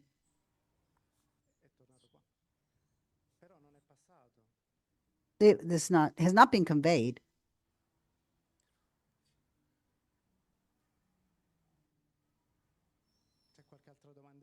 Is there some other questions? Yes, we still have time for another question. What is the main difference between a story and a documentary? Between a story And a documentary? and documentary. Allora, la storia Well, the story, the documentary is a type of story. If it's a type of storytelling, the documentary. qualsiasi racconto Any è una storia. narration is a story. A documentary is one of the different ways in which you can tell the story. Documentary. Before I gave you the example of the stage things preparing, that is not part of the language of the documentary. That is part of the fictitious language. I mean, I cannot shoot a movie or based on a true story. A movie is not a documentary. It is a movie with actors, with staged stuff, and that then implies that aspect. Each language has its features. The documentary is one of the different possible languages that can be used in telling a story, in storytelling. For example, remembering the online comment of those who are working on the documentary, on the story of the founder. Another idea is instead of making a documentary, you can shoot a movie with actors. And so you represent the story of your founder to actors and you give them parts they play. It's not impossible. You will find a theater group that wants to do it. That something might come out of this. And it would be more interesting than just do a documentary without interviews. Staying on the documentary or the story of the congregation, the founders. It's important the interviews, but also perhaps tell the story of the founder. Can we put together the documentary and other genres to make this type of production? Yes, There are documentaries / movies based on true stories, and you watch them as such, meaning you start with a true story. So you have the real character, then actors, some actors, possibly they resemble that character, uh, and tell the story in a dramatized way. This tells the audience that what I'm watching has truly happened, but the person no longer exists. And so I see it because it's authentic, but at the same time, you have been true with me because you told me in the visual language that that is an actor. So I will follow the story. It's very effective, by the way. I don't know if you understand, meaning start, let's say, from the images of the true founder, then you go to the actors that interpret the founder and his life, and then you conclude going back to the true founder, pictures of the true founder. And you can also include places where the founder has visited or gone, and in the playing of the actors, some real stories lived by the founder, but clearly they are interpreted by the actors.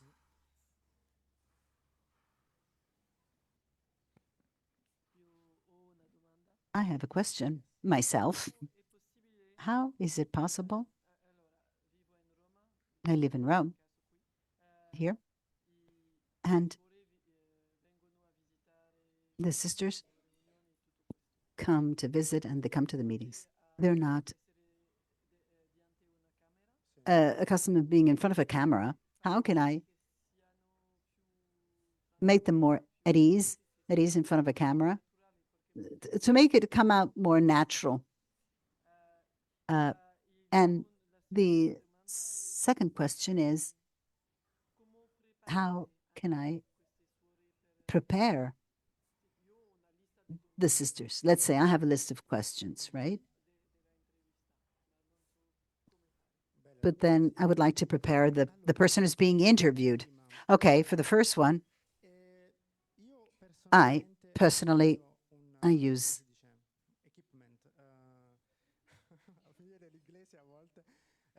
some stuff. Yeah, some devices. Yeah, equipment that are very discreet. The documentary is done with a very small camera called DJI. It's of the style of GoPro. You go around, you have a small microphone, and when someone is in front of a camera, it doesn't even notice it as a camera. It's even freer in talking. Also, the cell phone, I don't know. Don't underestimate the cell phone. I don't want to sponsor, but there are some cell phones who the quality is similar to professional recording.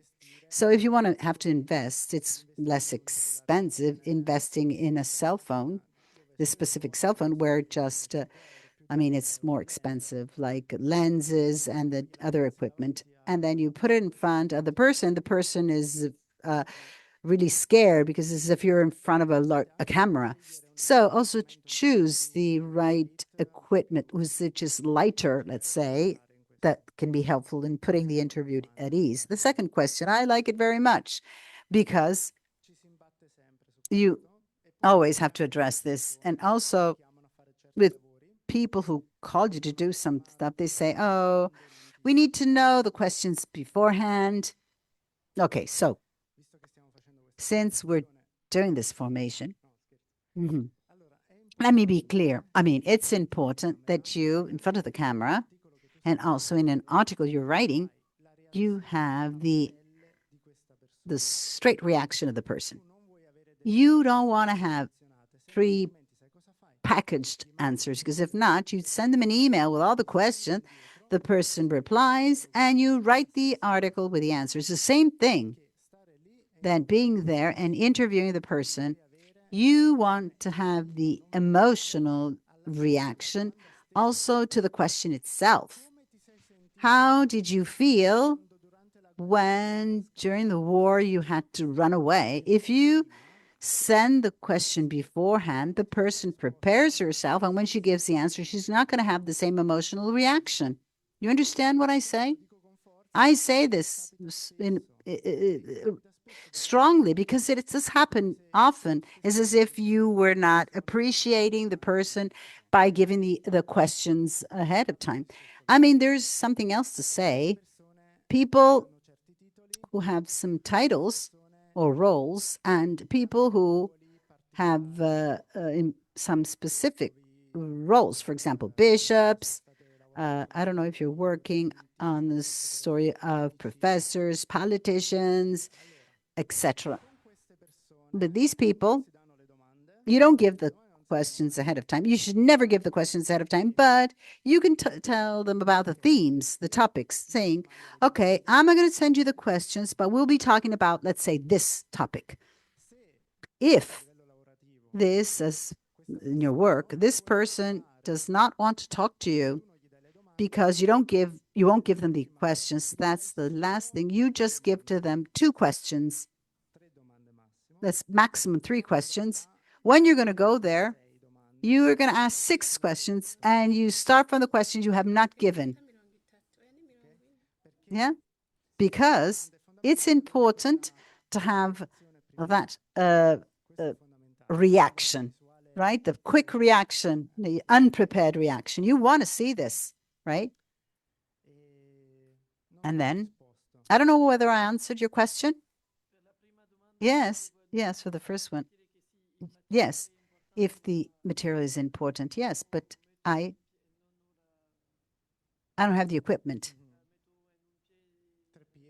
Yes, I have my equipment already. I mean, it's not like just going around with a cell phone. Yeah. Yeah, the person stays like nervo.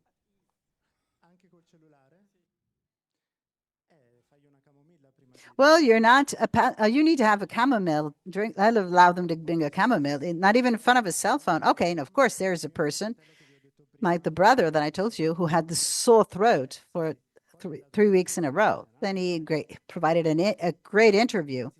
You need to insist a little bit. Sometimes you need to insist.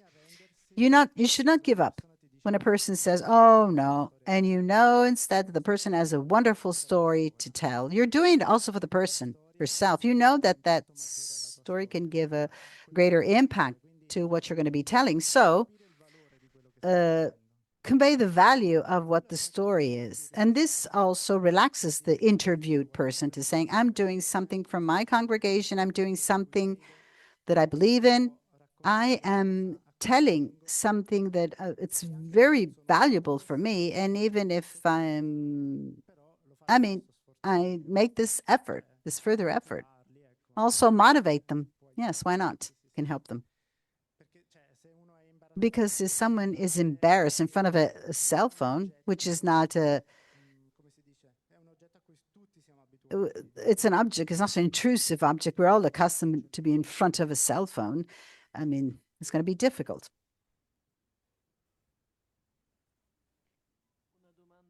A question online: how to choose the soundtrack to accompany the story? We didn't talk about this. Yes, the music. We involve the senses, also the hearing, and music is important. Yes, music in a video, the soundtrack it gives a tone. It sets the tone of the video. The same story, it's also to do this exercise in the same story you do with a video. Try different soundtracks and see how it changes. Also, the message changes because if I put a sad music behind the nun who's talking to me about unity and harmony, the sad message is being conveyed, not the words she has mentioned. I mean, if I put a joyful music, oh, perhaps you've seen this. There's a series, Fallout. It's science fiction, where at the end, there is a community that survives underground, and that comes out and there are monsters around. I mean, this movie, because I'm mentioning, because it puts a joyful music soundtrack. Each time there's a scene where they kill one another, they shoot at one another, and it's a choice, an interesting choice, according to me, to it's an irony to give an ironize to downplay some scenes, some terrible scenes, the same scenes done with the horror music, the soundtrack would attract less audience. They've done it to address a broader audience. So some who do not follow these types of series, but those who watch comedies potentially might be watching this series. This has been a market choice, but it is how it can have an impact. What music do I choose? What message you want to convey based on this? You will use the more serious, more joyful. In the documentaries, it would be nice to have music of the place, the soundtrack, local. In Taiwan, it's all Chinese.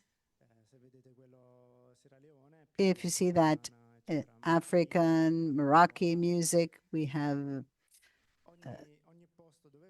each place where you go. Then it's also based on the story that you are conveying. There was somebody with the hands raised. Yes, thank you about that. With regards to music, so when I would speak to many religious in India, and when they were interested in video editing and adding music, so one question would come up most of the times. First thing is, how can we find a music, I mean a background track without copyright? Okay. That is one. Sì. Like, where do I find or where do I choose such background music from, like the track, to avoid copyright, use it ethically? And would you suggest some sites or the ones that you use for your documentary? Sure. And I guess, yeah, that is one question. Sure. Very nice. Ok, my congregation, la mia Look, congregazione my congregation has chosen to invest in this project. So we use some websites, stock, they're called stock, not that of stock market, but stock images, image stock. We use the payment per pay payment subscription. It's called Envato Elements, and there you can find background music, videos. Some videos you watched in the presentation, I've taken them from there. Once you pay for the yearly subscription, that you can use the license for all the videos you use. And also, when you stop paying, this is valid. You can use it lots of material, and that's great for those who doesn't have that much money. But we're not talking about incredible amounts. I'm talking about like 100 euros a year, every year. If you want to invest on this 100 euros, I would make the investment. For those who want to do things on their own or doesn't have funds at all, for this there is. I've used it until I'm choosing this other one. It's called File Music Archive. File Music Archive. Let me see if I can see it, so I can find it so I can show it to you. File Music Archive. Vediamo file. No. Music. Let's see. Vediamo perché l'hanno Mhm. rinominato I ultimamente. think they have renamed it recently. Free Music Archive. Okay, Free Music Archives. There it is, Questo qui right here. praticamente avete You have, based on the genres, you can download, and these are senza copyright. without copyright. In English, it's called their public domain. As for the pictures and video, we have other two free websites, Pixabay, Pixels, and both for videos and pictures. There's also Liberstock, which is another website. But for music, this is just for music, and you have very beautiful things here. I made a podcast a couple of years ago thanks to this background music. What I noticed, the difference is uh, elements, the other one, the that I pay. If you put music, traditional music from Taiwan, for example, if it it might make the search, it gives you the provides the, or if you search for here instead, it gives you more generic material. Also, the search engine is different. The other thing regarding copyright, don't do this for documentary, but for other productions you can. AI, use AI. There are some websites where you can generate some songs, music completely from scratch using AI, artificial intelligence. For the documentary, it would be even better if when you're doing the documentary, there's mass sung in some specific way, and you can use that soundtrack. Also, in your documentary, this is something that express even more authenticity, but there are the technical, you have to record it well, technically record it well. Sometimes it's not sufficient to have the camera, then you need to have other elements. Thank you for that answer. So this is what usually I would respond and I would share. And the next question that I would get after sharing this was the importance, like no, the importance of investing in this. Like there is that mentality at times that, oh no, we want to do it at a less cost. Oh no. So how do you respond to them? How do you no, express that it is important to invest in something valuable? Like how do you respond to that mentality? Of course. Tocchiamo un tasto dolente. A bit difficult. Money. We talk about a difficult topic, money. Whether you like it or not, also in religious world, we choose based on expenses. But we need to think about something.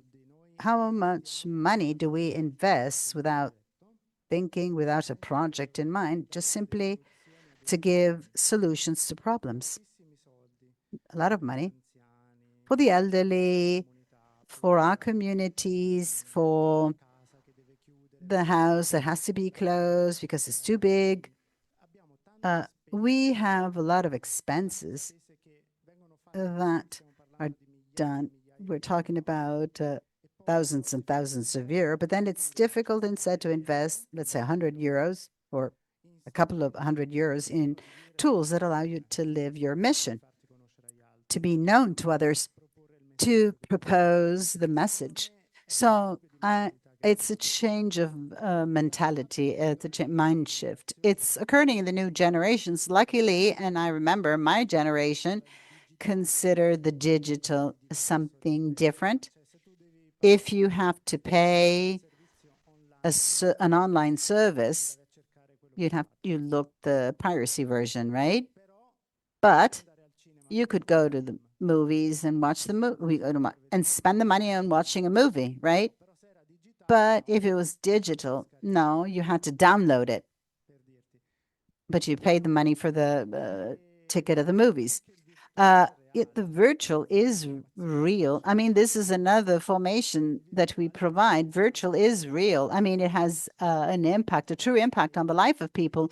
Therefore, either I believe it, they tell me to put me in the middle of the room, either you believe it, and thus I invest in it, or if not, you can invent all the reasons rationales to your superiors, and instead we will lose the money simply to solve some other problems, but not because we believe in a project. But this is not true just for this. I think, for example, youth ministry, think how much money is spent to, allow me to say this, I'm not going to want to criticize the elderly, but to take care of our elderly, and I love our elderly of our congregation, is that much money we spend in youth ministry. This means that invest in the future, means to invest in a community which is fruitful and provides children. We need to, of course, take care of the elderly, but also we must take care of the newcomers. I'm talking about among religious, so I can say this. I'm using this language. Therefore, if we want to invest in the future, we have to invent also economically in this. I think, and I bring that of my congregation. It's been very visionary. I give you the personal example. It's simply send me to study in the United States, Boston, a master. You know, it's very expensive, and they invested.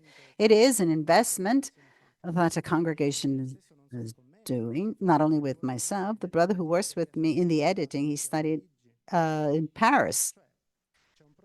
There is a project, we believe, I invest in it. I find the right people to do this, that they believe in this, and we do it.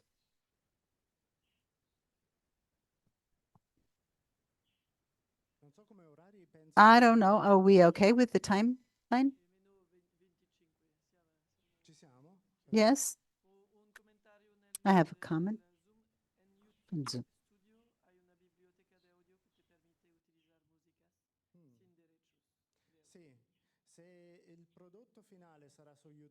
Well, if the final product is going to be in YouTube, at the end, you can use YouTube Studio that provides some products where you don't have to pay for before. On YouTube, when you put a piece of music protected by copyright, it was muted. The audio was muted. Now it no longer does it. It tells you licensed by YouTube. So it's YouTube that gives you the right to publicize this, but it cannot come out of YouTube. If it has to stay in the YouTube, this has to stay within the platform of YouTube. And the same is true when you publish a reel and you use the predefined music. They're the ones who are paying for the copyrights. You're not paying it, because then your views make you to gain money, right? I think that if there are no further questions, then again, in the afternoon, it's going to be hands-on. It's going to be a workshop and also online. So both here, but also online. Yes, in the afternoon, they're telling me you will not have translation, but I will try to explain in Italian, Spanish, and English, which are the languages that I speak. Then with the help of Alessandra, we will give the information, especially in French. And I will tell you, I don't want to spoil anything about the afternoon, but this afternoon it's going to be hands-on. So now, For those online at 2:20, connect at 2:20. We will begin at 2:30. And ognuno per sé e ci incontriamo. E sì, non c'è traduzione. Benissimo. Grazie a tutti. great, thank you. Have a nice lunch to all of you. Bye-bye.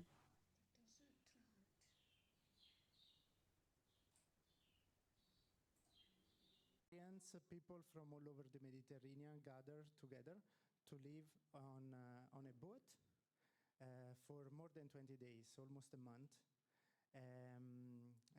And we did everything on the boat, basically from cooking to cleaning, praying. I celebrated Mass with Muslim people. We prayed the Muslim way. It was very, very powerful. So now we are going to show just this 5-minute video. In French.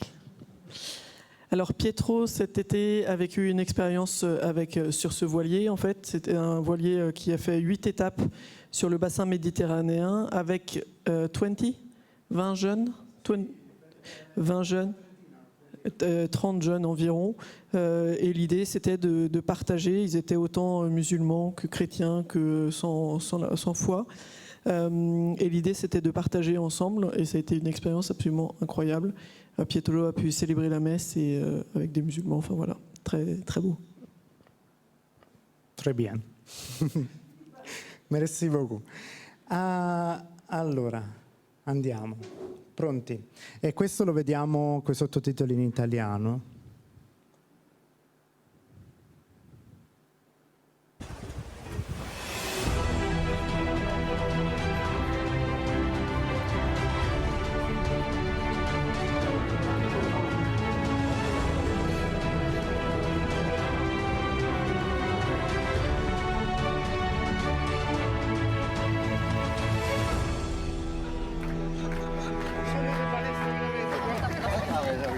How are you feeling? I'm feeling great.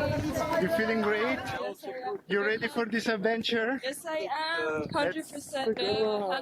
100%. My takeaway would definitely be the love and the care that I took from all these people, that I feel from all these people being together.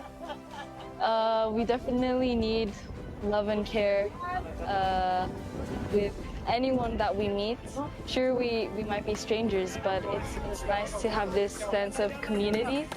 So I definitely want to share this, I don't know, this sweet feeling in my heart. بالنسبة لي كانت الحقيقة تجربة رائعة جدا، تجربة جميلة جدا مع مختلف الحضارات، مع مختلف الأشخاص، مع مختلف الديانات، مسيحيين، مسلمين. Really, it's for me something special. I'm very grateful for the many conversations I had over here, but there were some very, very sincere moments with people of very different backgrounds, which truly filled my heart. In ogni giorno io sono riuscita a trovare una persona che mi ha dato qualcosa, che ha pregato con me, per me, che mi ha consolata, che mi ha fatto ridere, quindi non mi sono mai sentita da sola in questa esperienza. Da questa esperienza mi porta a casa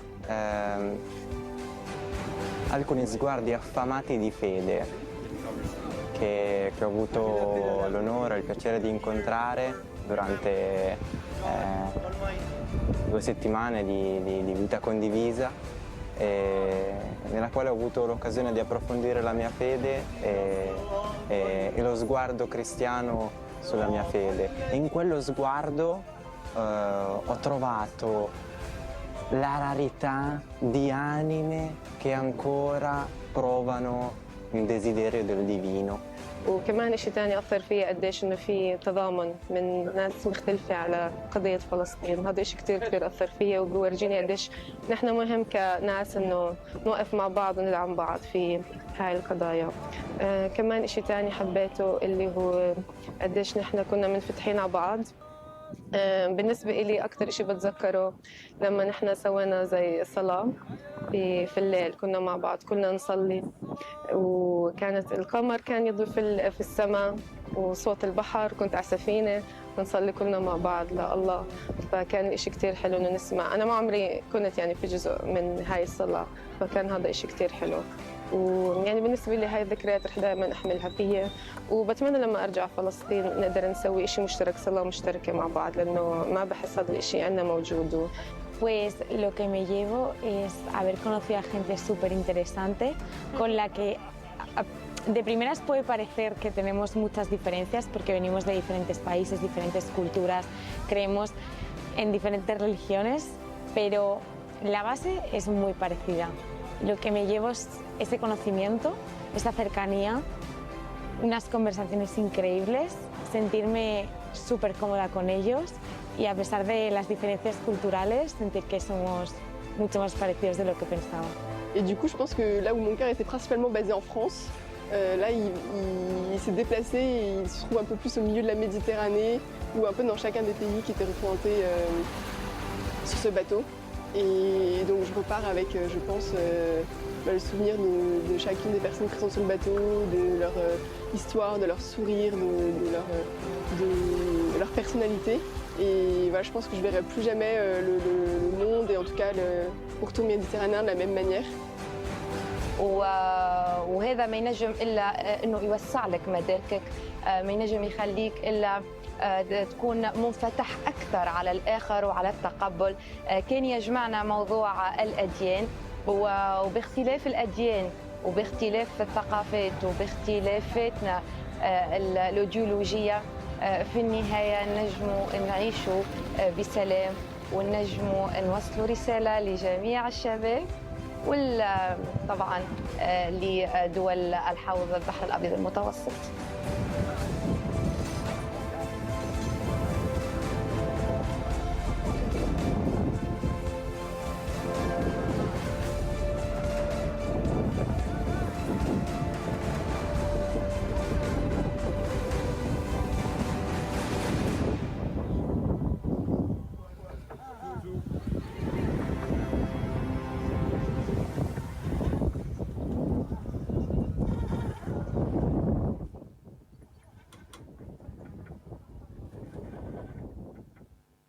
Prova, sì. Ecco, questo era un piccolo spezzone, no, di questa esperienza. Ancora, col linguaggio visuale. Buongiorno. Ristrutturiamo la facciata. È il bonus PAO. Ah! È la pubblicità delle gocciole, se volete. Ecco qua. Benissimo. Via le gocciole. Ciao. Allora, bene.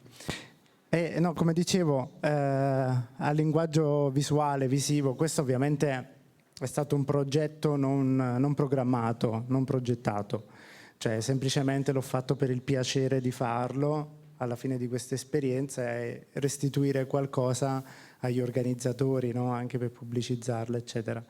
Però ovviamente lo stile è quello, cioè ho raccolto le testimonianze di chi ha partecipato e ho fatto raccontare l'esperienza attraverso i loro occhi, attraverso la loro esperienza. E l'idea è quella che ciascuno la raccontasse nella propria lingua madre.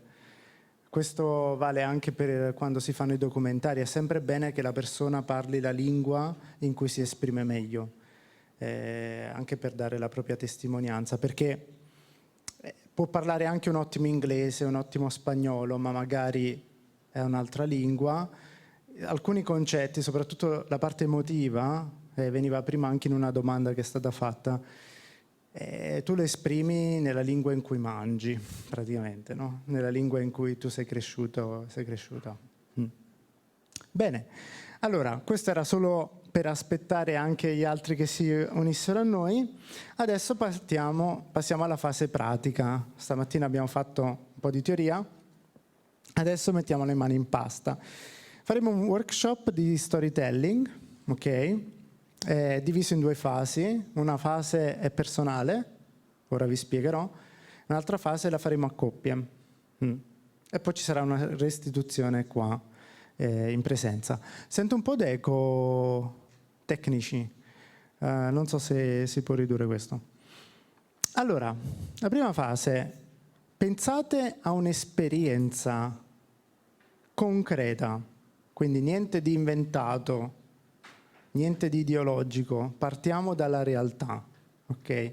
We start from reality and take a real experience of your life, ok? Get...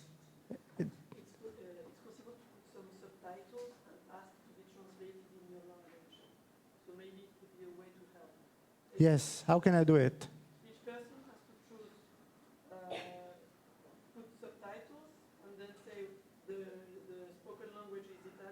Should I say it?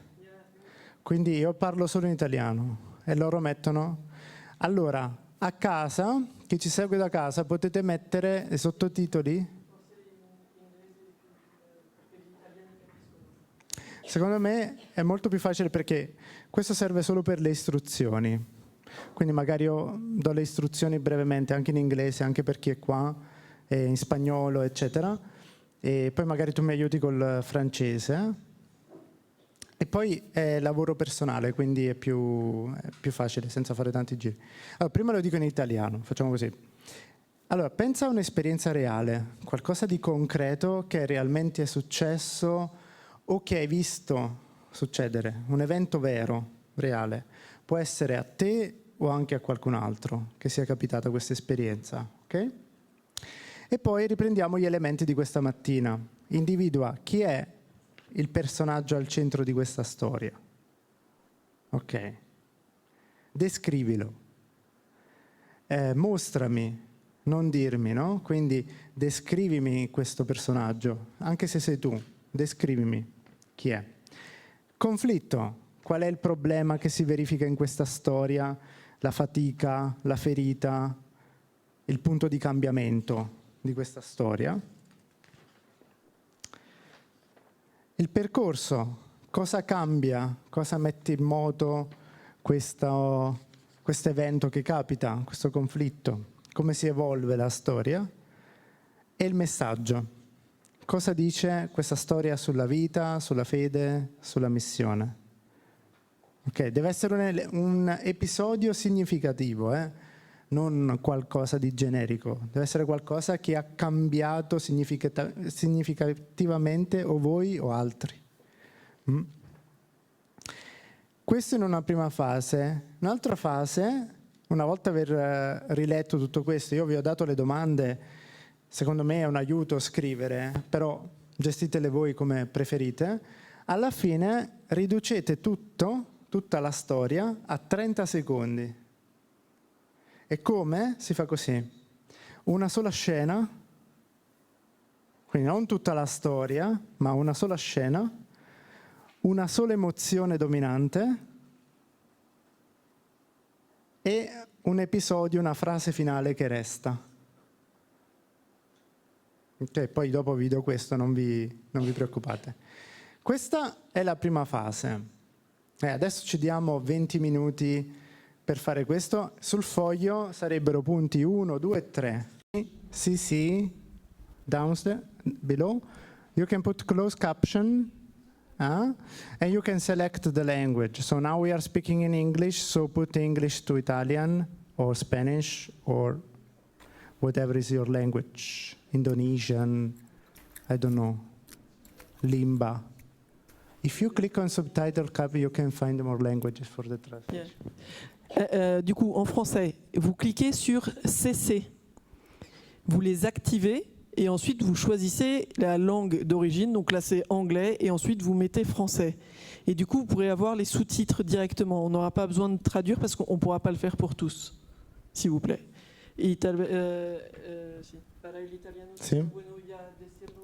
Sì, per l'italiano. Adesso parlerò in italiano, giusto per dare un feedback su questa storia. Sì, dovete selezionare per ogni lingua che viene parlato. Every language you need to change. Ok, cool. Allora, un feedback su questa storia, bellissima. Allora, innanzitutto è piena di emozioni, è piena di sentimenti, proprio quello che ci siamo detti. E se voi ci fate caso, quando lei parla, non è che ti identifichi con questa storia, magari non è che tu hai vissuto la stessa storia della macchina fotografica o di un amico a cui hai dato una cosa. Può anche essere, ancora meglio, sarai ancora più preso da questa storia perché ti è successo la stessa cosa, ma quel senso di dare fiducia all'altro, oppure sentire di aver rovinato qualcosa di prezioso che ti era stato dato, il silenzio non compreso di una relazione, perché non mi parla più, che poi in realtà era un gesto per dire guarda, io non volevo perderti, l'incomprensione che è nata, il dare motivazioni per quello che è successo, quindi dire no, ma tu sei più importante di me, di quell'oggetto, no? La relazione è più importante. Sono esperienze umane che tutti facciamo. Quindi vedete la ricchezza, no, nella storia di questi elementi, te la fa seguire e alla fine ti trasmette qualcosa perché ti rimanda alla tua vita. Quindi, thank you so much. I said good things, no worries. Ok, thank you so much. Okay, your time. So I don't know if I remember everything. I grew up in India. I was born in a family traditional Catholic, and I felt so. But at a certain time, I wanted to meet the requirements, I'd say, that my parents had against to me. And so I felt accepted only when I get good notes in the school. So I tried to do the best to study, even though I was not really interested sometimes in the matter. But I felt that when I study, then receive the good notes, then I will be accepted and right in my family. But then it was so on several years. But then when I was 17 years old, I started to feel that my life is without sense, that is without meaning. So I even was very close to broke out, to enter in depression also. And then I understand that I won't continue this life, so only that's external for the other people that not even know me well. So, but I met once the people. It was the charismatic group, and they invited me to live with them a retreat.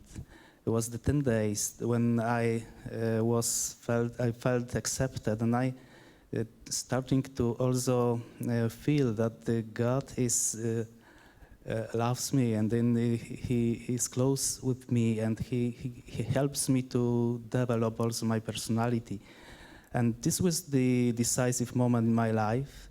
Then I decided to engage even more with this movement, and I was given the opportunity also to study, to get some new skills, also to travel. I came to Rome also, but even though the experience was so nice, so precious, I continued to feel that my life is not for me, that so sometimes external for the others. Even I was doing my ministry, I was doing it because of the people, because I should to do it. But still, again, it was that moment that I started to realize again that I needed something deeper in my life. So go closer with a relation with the Lord, and then feel that I'm really important for Him, not because what I'm doing, but because what I am. And then it was the second time there was the COVID time also, and then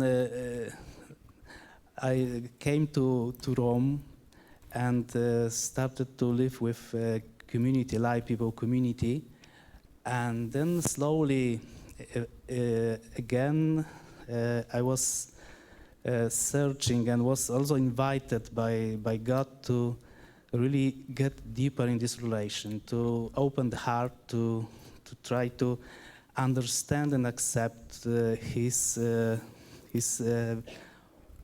presence, also His love, and also that I really can live my life, fully my life, when I with union and with relationships in relationship with Him.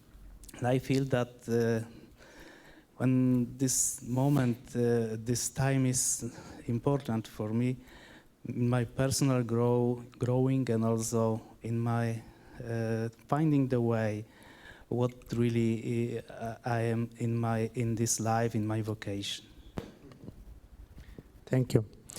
So, una cosa che notiamo, in italiano parlo, una cosa che notiamo nel racconto è che secondo me Gregory ha voluto raccontare tutta la storia, cioè o meglio, tutto quello che loro si sono condivisi lì, lui l'ha voluto mettere insieme. Questo succede anche quando tu fai un video, quello che vi dicevo prima, quando tu filmi, intervisti le persone, no? E hai un sacco di materiale. Ora, se non organizzi questo materiale dicendo cosa mi serve per raccontare questa storia, ed è ovvio che tu devi togliere qualche dettaglio e preferirne altri per poter raccontare questo in modo efficace. Siamo proprio là. Per questo è importante, cioè, quando tu hai iniziato a parlare e hai detto vediamo cosa mi ricordo, no? Vuol dire che non hai pensato a questo momento, cioè nel momento in cui tu pensi io devo raccontarla agli altri, anche quell'ascolto che tu hai fatto non è in funzione, non so, per conoscervi o per prendere qualcosa tuo, no? E portarti a casa, ma per riraccontare quella storia che lei ti ha regalato a un altro uditorio. Quello che ci siamo detti prima di partire dall'audience vuol dire questo. Cioè io parto tutto, anche filmare, anche ascoltare, anche intervistare, lo faccio con l'ottica di chi andrò a raccontare dopo. Perciò si parte dall'audience. Io ascolto perché dopo dovrò raccontare. Per esempio, non so, immagino, è come per un prete, no? Quando fa l'omelia. Una cosa è farti il tuo momento di preghiera personale con la parola di Dio che ti stimoli, ti aiuti, eccetera, eccetera. Un'altra cosa è preparare un'omelia per la tua comunità. Sono due cose diverse. A volte i preti invece confondono una cosa con l'altra e ti fanno queste omelie dove non sai che cosa, da dove iniziano e dove finiscono, perché sono quello che quella parola gli ha detto a lui, ma non quello che dovrebbe, cioè, che vuoi comunicare alla comunità, il messaggio. Oh, grazie. Non so, con le traduzioni è impossibile fare tutto, però grazie, thank you so much for the English group, ma i sottotitoli dovrebbero funzionare. E a casa ci state capendo qualcosa con questo mix? Abbiamo risolto Babele? No. Vediamo. Sì, che bello queste facce che mi dicono sì. Bello, bello. Allora la tecnologia funziona. Ok, andiamo a un gruppo spagnolo? Che ne dite? Spagnolo? A chi? Sì, che dite? O qualcuno spagnolo di qua? A casa? Sì, c'è un dito alzato. Di chi? Vediamo, diamo voce a casa allora. Diamo prima. Chi mi sta dicendo sì? Florence spagnolo? Ah, Florence. Florence, unmute yourself. Ah, tiene que hacerlo de acá, ¿verdad? Ah, adesso sì, adesso sì. Ah, ya activo el micrófono. Qué bien. Estaba Qué sin bien. activar el micrófono. Florence, pero tu nombre es francés. No, mi nombre es Nancy. Ah, ¿te equivocaste de Zoom o qué? ¿Qué pasó? Mi nombre es Nancy. Lo que pasa es que este computador es de la comunidad y tiene el nombre Es de de la mi hermana. superiora que se llama Florence. Es de Florence, ok.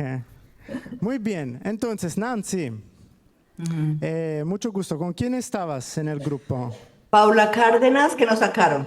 Ah, Paola, sí, que lo sacaron y pidió más tiempo. Entonces al final voy a decir cualquier cosa. Vamos a ver cómo se acaba esta historia. Vamos a ver. Entonces, Nancy empieza y en segundo lugar, Paula, ¿vale? Paula no supo nada de mí. ¿Cómo? Paula no supo nada de mí. Ah, no alcanzo. Ok, entonces solo Nancy y luego damos la voz aquí al grupo español. ¿No me escuchan bien? ¿O sí escuchan bien? Te oímos muy bien, muy bien. Perfecto. Vale, cuando quieras. Desde pequeña yo viví en una familia católica, realmente fabulosa. 15 años, a los 15 años yo tuve la experiencia de trabajar con niños con cáncer. Fue una experiencia maravillosa, pero a la vez una experiencia dura, ya que me alejó de Dios, ya que veía que en el sufrimiento de los demás veía que Dios no estaba presente. Cuestionaba mi existencia, cuestionaba la existencia de Dios, cuestionaba todo. A mis 24 años, yo me vinculé a pues la fundación, era una amiga, la dueña de la fundación de los niños con cáncer. Ella, eh, yo tenía muchas dudas. Yo quise partir para Italia. En Italia fue, creo que, mi quiebre espiritual, ahí en ese espacio en el cual yo sentí que Dios me hizo una invitación especial. Tuve una experiencia, digamos, como mística, como muchos de ustedes seguramente lo han tenido. La experiencia, la amiga vino a Asís y vino a Italia, fuimos a Asís. Cuando yo comulgué, yo sentí la presencia de Dios y en ese momento las lágrimas rodaron por mis mejillas. Yo no era capaz de sostener como mi cordura, sino que sentí que cada vez Dios me estaba invitando a algo especial. Sentí como también el hecho de que llevaba mucho tiempo sin encontrarme con Dios. Hubo una experiencia dura también para mí a nivel humano. Mi novio, que tenía 8 años de relación, él cortó conmigo o cortamos en ese momento y yo había tenido la ilusión de formar una familia, de casarme, de tener formado un hogar, y esta fue una experiencia algo dura, pero en este espacio de reflexión Dios me presentó algo maravilloso y el 8 de mayo yo me vinculé a la comunidad católica. Esta comunidad católica de Shalom me ha dado todo como para que yo reinicie mi vida espiritual y con un nuevo novio en mi vida. Así que gracias Dios que me ha permitido vivir experiencias dolorosas y a la vez con ese dolor he recibido las mayores gracias y bendiciones de Él. Punto. Wow, muchas gracias. Bueno, me parece que la historia se terminó muy bien. ¿Verdad? Sí. Paula. Paula, ¿qué tal? ¿Qué tal? Excelente, ¿Confirma? excelente. Esa es la historia de Excelente. Paula, sí. Sí. Pero la historia la terminó ella o tú le dijiste esto, ¿ok? No, sí, sí, Sí, la alcancé a contar todo. Faltó el final, pero sí, sí, sí. Ok, vale, vale. Muchas gracias. Y vamos a ver la manera di contare la storia. Allora, la storia che ha raccontato ha avuto molti elementi, no? Per esempio, l'elemento non so che, beh, ovviamente la lingua qua in sala, per chi non parla spagnolo è un po' difficile, forse, però sicuramente un'immagine che ci portiamo è questa della comunione, no? Quando lei va a fare la comunione e gli scendono le lacrime, è un'immagine molto eloquente, no? E come vedete, cioè, lei non ha detto io ho avuto un'esperienza mistica e mi sono convertita. Se avesse detto questo, grazie. Cioè, non ci comunica molto. Lei ha descritto la scena. Sono andata ad Assisi, ho preso la comunione, ho iniziato a lacrimare. Capite? Questo mostrare anziché dire le cose, è qui che passa la comunicazione. Infatti, grazie. Ha anche una bellissima storia. Poi vedo dietro questo bellissimo poster di Francesca Cabrini, che facciamo un po' di pubblicità perché è un bellissimo film. Non so se voi l'avete visto, ma è passato un po'. Bravissima, spettacolare questo ¿Qué ha film. detto Giulia? Non sento. Bellissima produzione. È pubblicizzata poco, purtroppo, ma ne è valsa la pena. Io l'ho vista al cinema quando è uscito. E veramente altissima qualità, bello, bello, bello. È che purtroppo per portare il nostro linguaggio religioso in un ambito così dobbiamo fare doppio, triplo, quarto sforzo, perché una storia del genere, lo so, mi muovo, ma mi piace, vedi, è la mia ginnastica, Teresa, io non ci riesco. E dobbiamo fare 3-4 sforzi. Che mi fate? Dalla regia mi fanno questi simboli? 5 minuti vuol dire? Beh, è passato così tanto tempo? Niente, allora dobbiamo dare la parola all'ultima storia. No, 5 minuti, no, non ce la facciamo neanche per l'ultima storia. Allora, bene, vi abbiamo tenuto così sulle spine che vi chiamavamo in qualsiasi momento, però questo esercizio è molto importante, secondo me, perché innanzitutto spinge l'altro ad ascoltare con un ascolto attivo. 2, ti fa mettere con i piedi al posto degli altri e ti fa capire cosa è importante per l'altro, quindi usare l'empatia, quello che ci siamo detti all'inizio. E poi non basta, perché posso essere una persona molto empatica, cioè entrare nella tua storia, ma non un buon comunicatore. La persona empatica si è, ok? Tutti abbiamo questa capacità. Chi non ce l'ha ha qualche psicopatologia. Questo è un altro discorso, ok? Ma tutti gli esseri umani siamo capaci di empatia, ok? Essere comunicatori, questo si impara, ok? Quindi non è una capacità innata. E questo si impara, e si impara anche facendo. Quello che ci siamo detti oggi vuole essere uno stimolo. Vuole essere uno stimolo a non avere paura, a iniziare a raccontare storie con un certo criterio. Non avere paura a informare le vostre congregazioni, a animarle in questo senso, a fargli credere che investire risorse, come dicevamo prima, tempo, energie, personale per la comunicazione vuol dire garantire il futuro delle nostre congregazioni. La comunicazione non è un elemento marginale perché il mio carisma, io non sono un Paolino, quindi non devo comunicare. Cioè non è che il tuo carisma è la comunicazione e quindi ti occupi di quello, oppure no. La Chiesa da sempre ha fatto questo. La Chiesa dalle sue origini ha comunicato, ha proclamato, ha annunciato la buona notizia. Quello che cambia è il mezzo, è il come si fa oggi, eccetera, eccetera.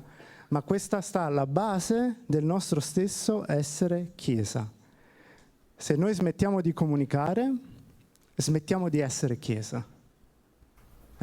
Se noi smettiamo di comunicare questa buona notizia, diventa un che bello, no?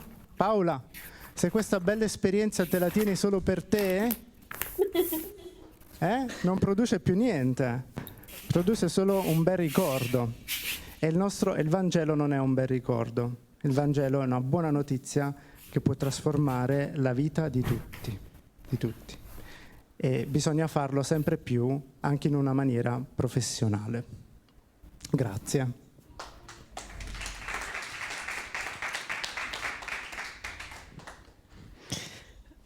Vengo là. Grazie mille. Voy a hablar en español. Muchas gracias por este día, por todo lo que nos has pasado. Ahora es solo hacer videos y queremos verlos. Por favor, envían. Algunas cosas. Entonces, primero, gracias a vosotros por haber venido este día. Estamos muy contentos de poder compartir con vosotros pues esta formación. Vamos a tener otras formaciones. El objetivo es que MMI, Multimedia Internacional, organiza una vez por mes una formación. El próximo es el 27 de febrero por la tarde solo. Y va a ser sobre las redes sociales, solo online, no es posible aquí, no es posible, solo online, punto. Las redes sociales y la promoción vocacional. Muy bien, entonces os esperamos todos, y por favor compartan con las congregaciones amigas y también no os olvidéis de hacer parte de MMI porque es solo todos juntos que podemos hacer cosas. Y si tenéis otras ideas de formaciones, por favor díganos. Vamos a comunicaros la grabación del día y también los documentos que Pietro ha compartido con nosotros. Y ahora a vuestros vídeos para dar voce al Señor, por favor. Esto es una mixtura de español y de italiano. ¿Habéis entendido? Perfecto. En el Zoom, sí, muy bien. Mi español es muy bueno. Perfecto. Muchas Excelente. gracias y nos encontramos entonces el 27 de febrero con mucha alegría. Gracias, Pietro. Gracias. Muchas gracias. Muchas gracias.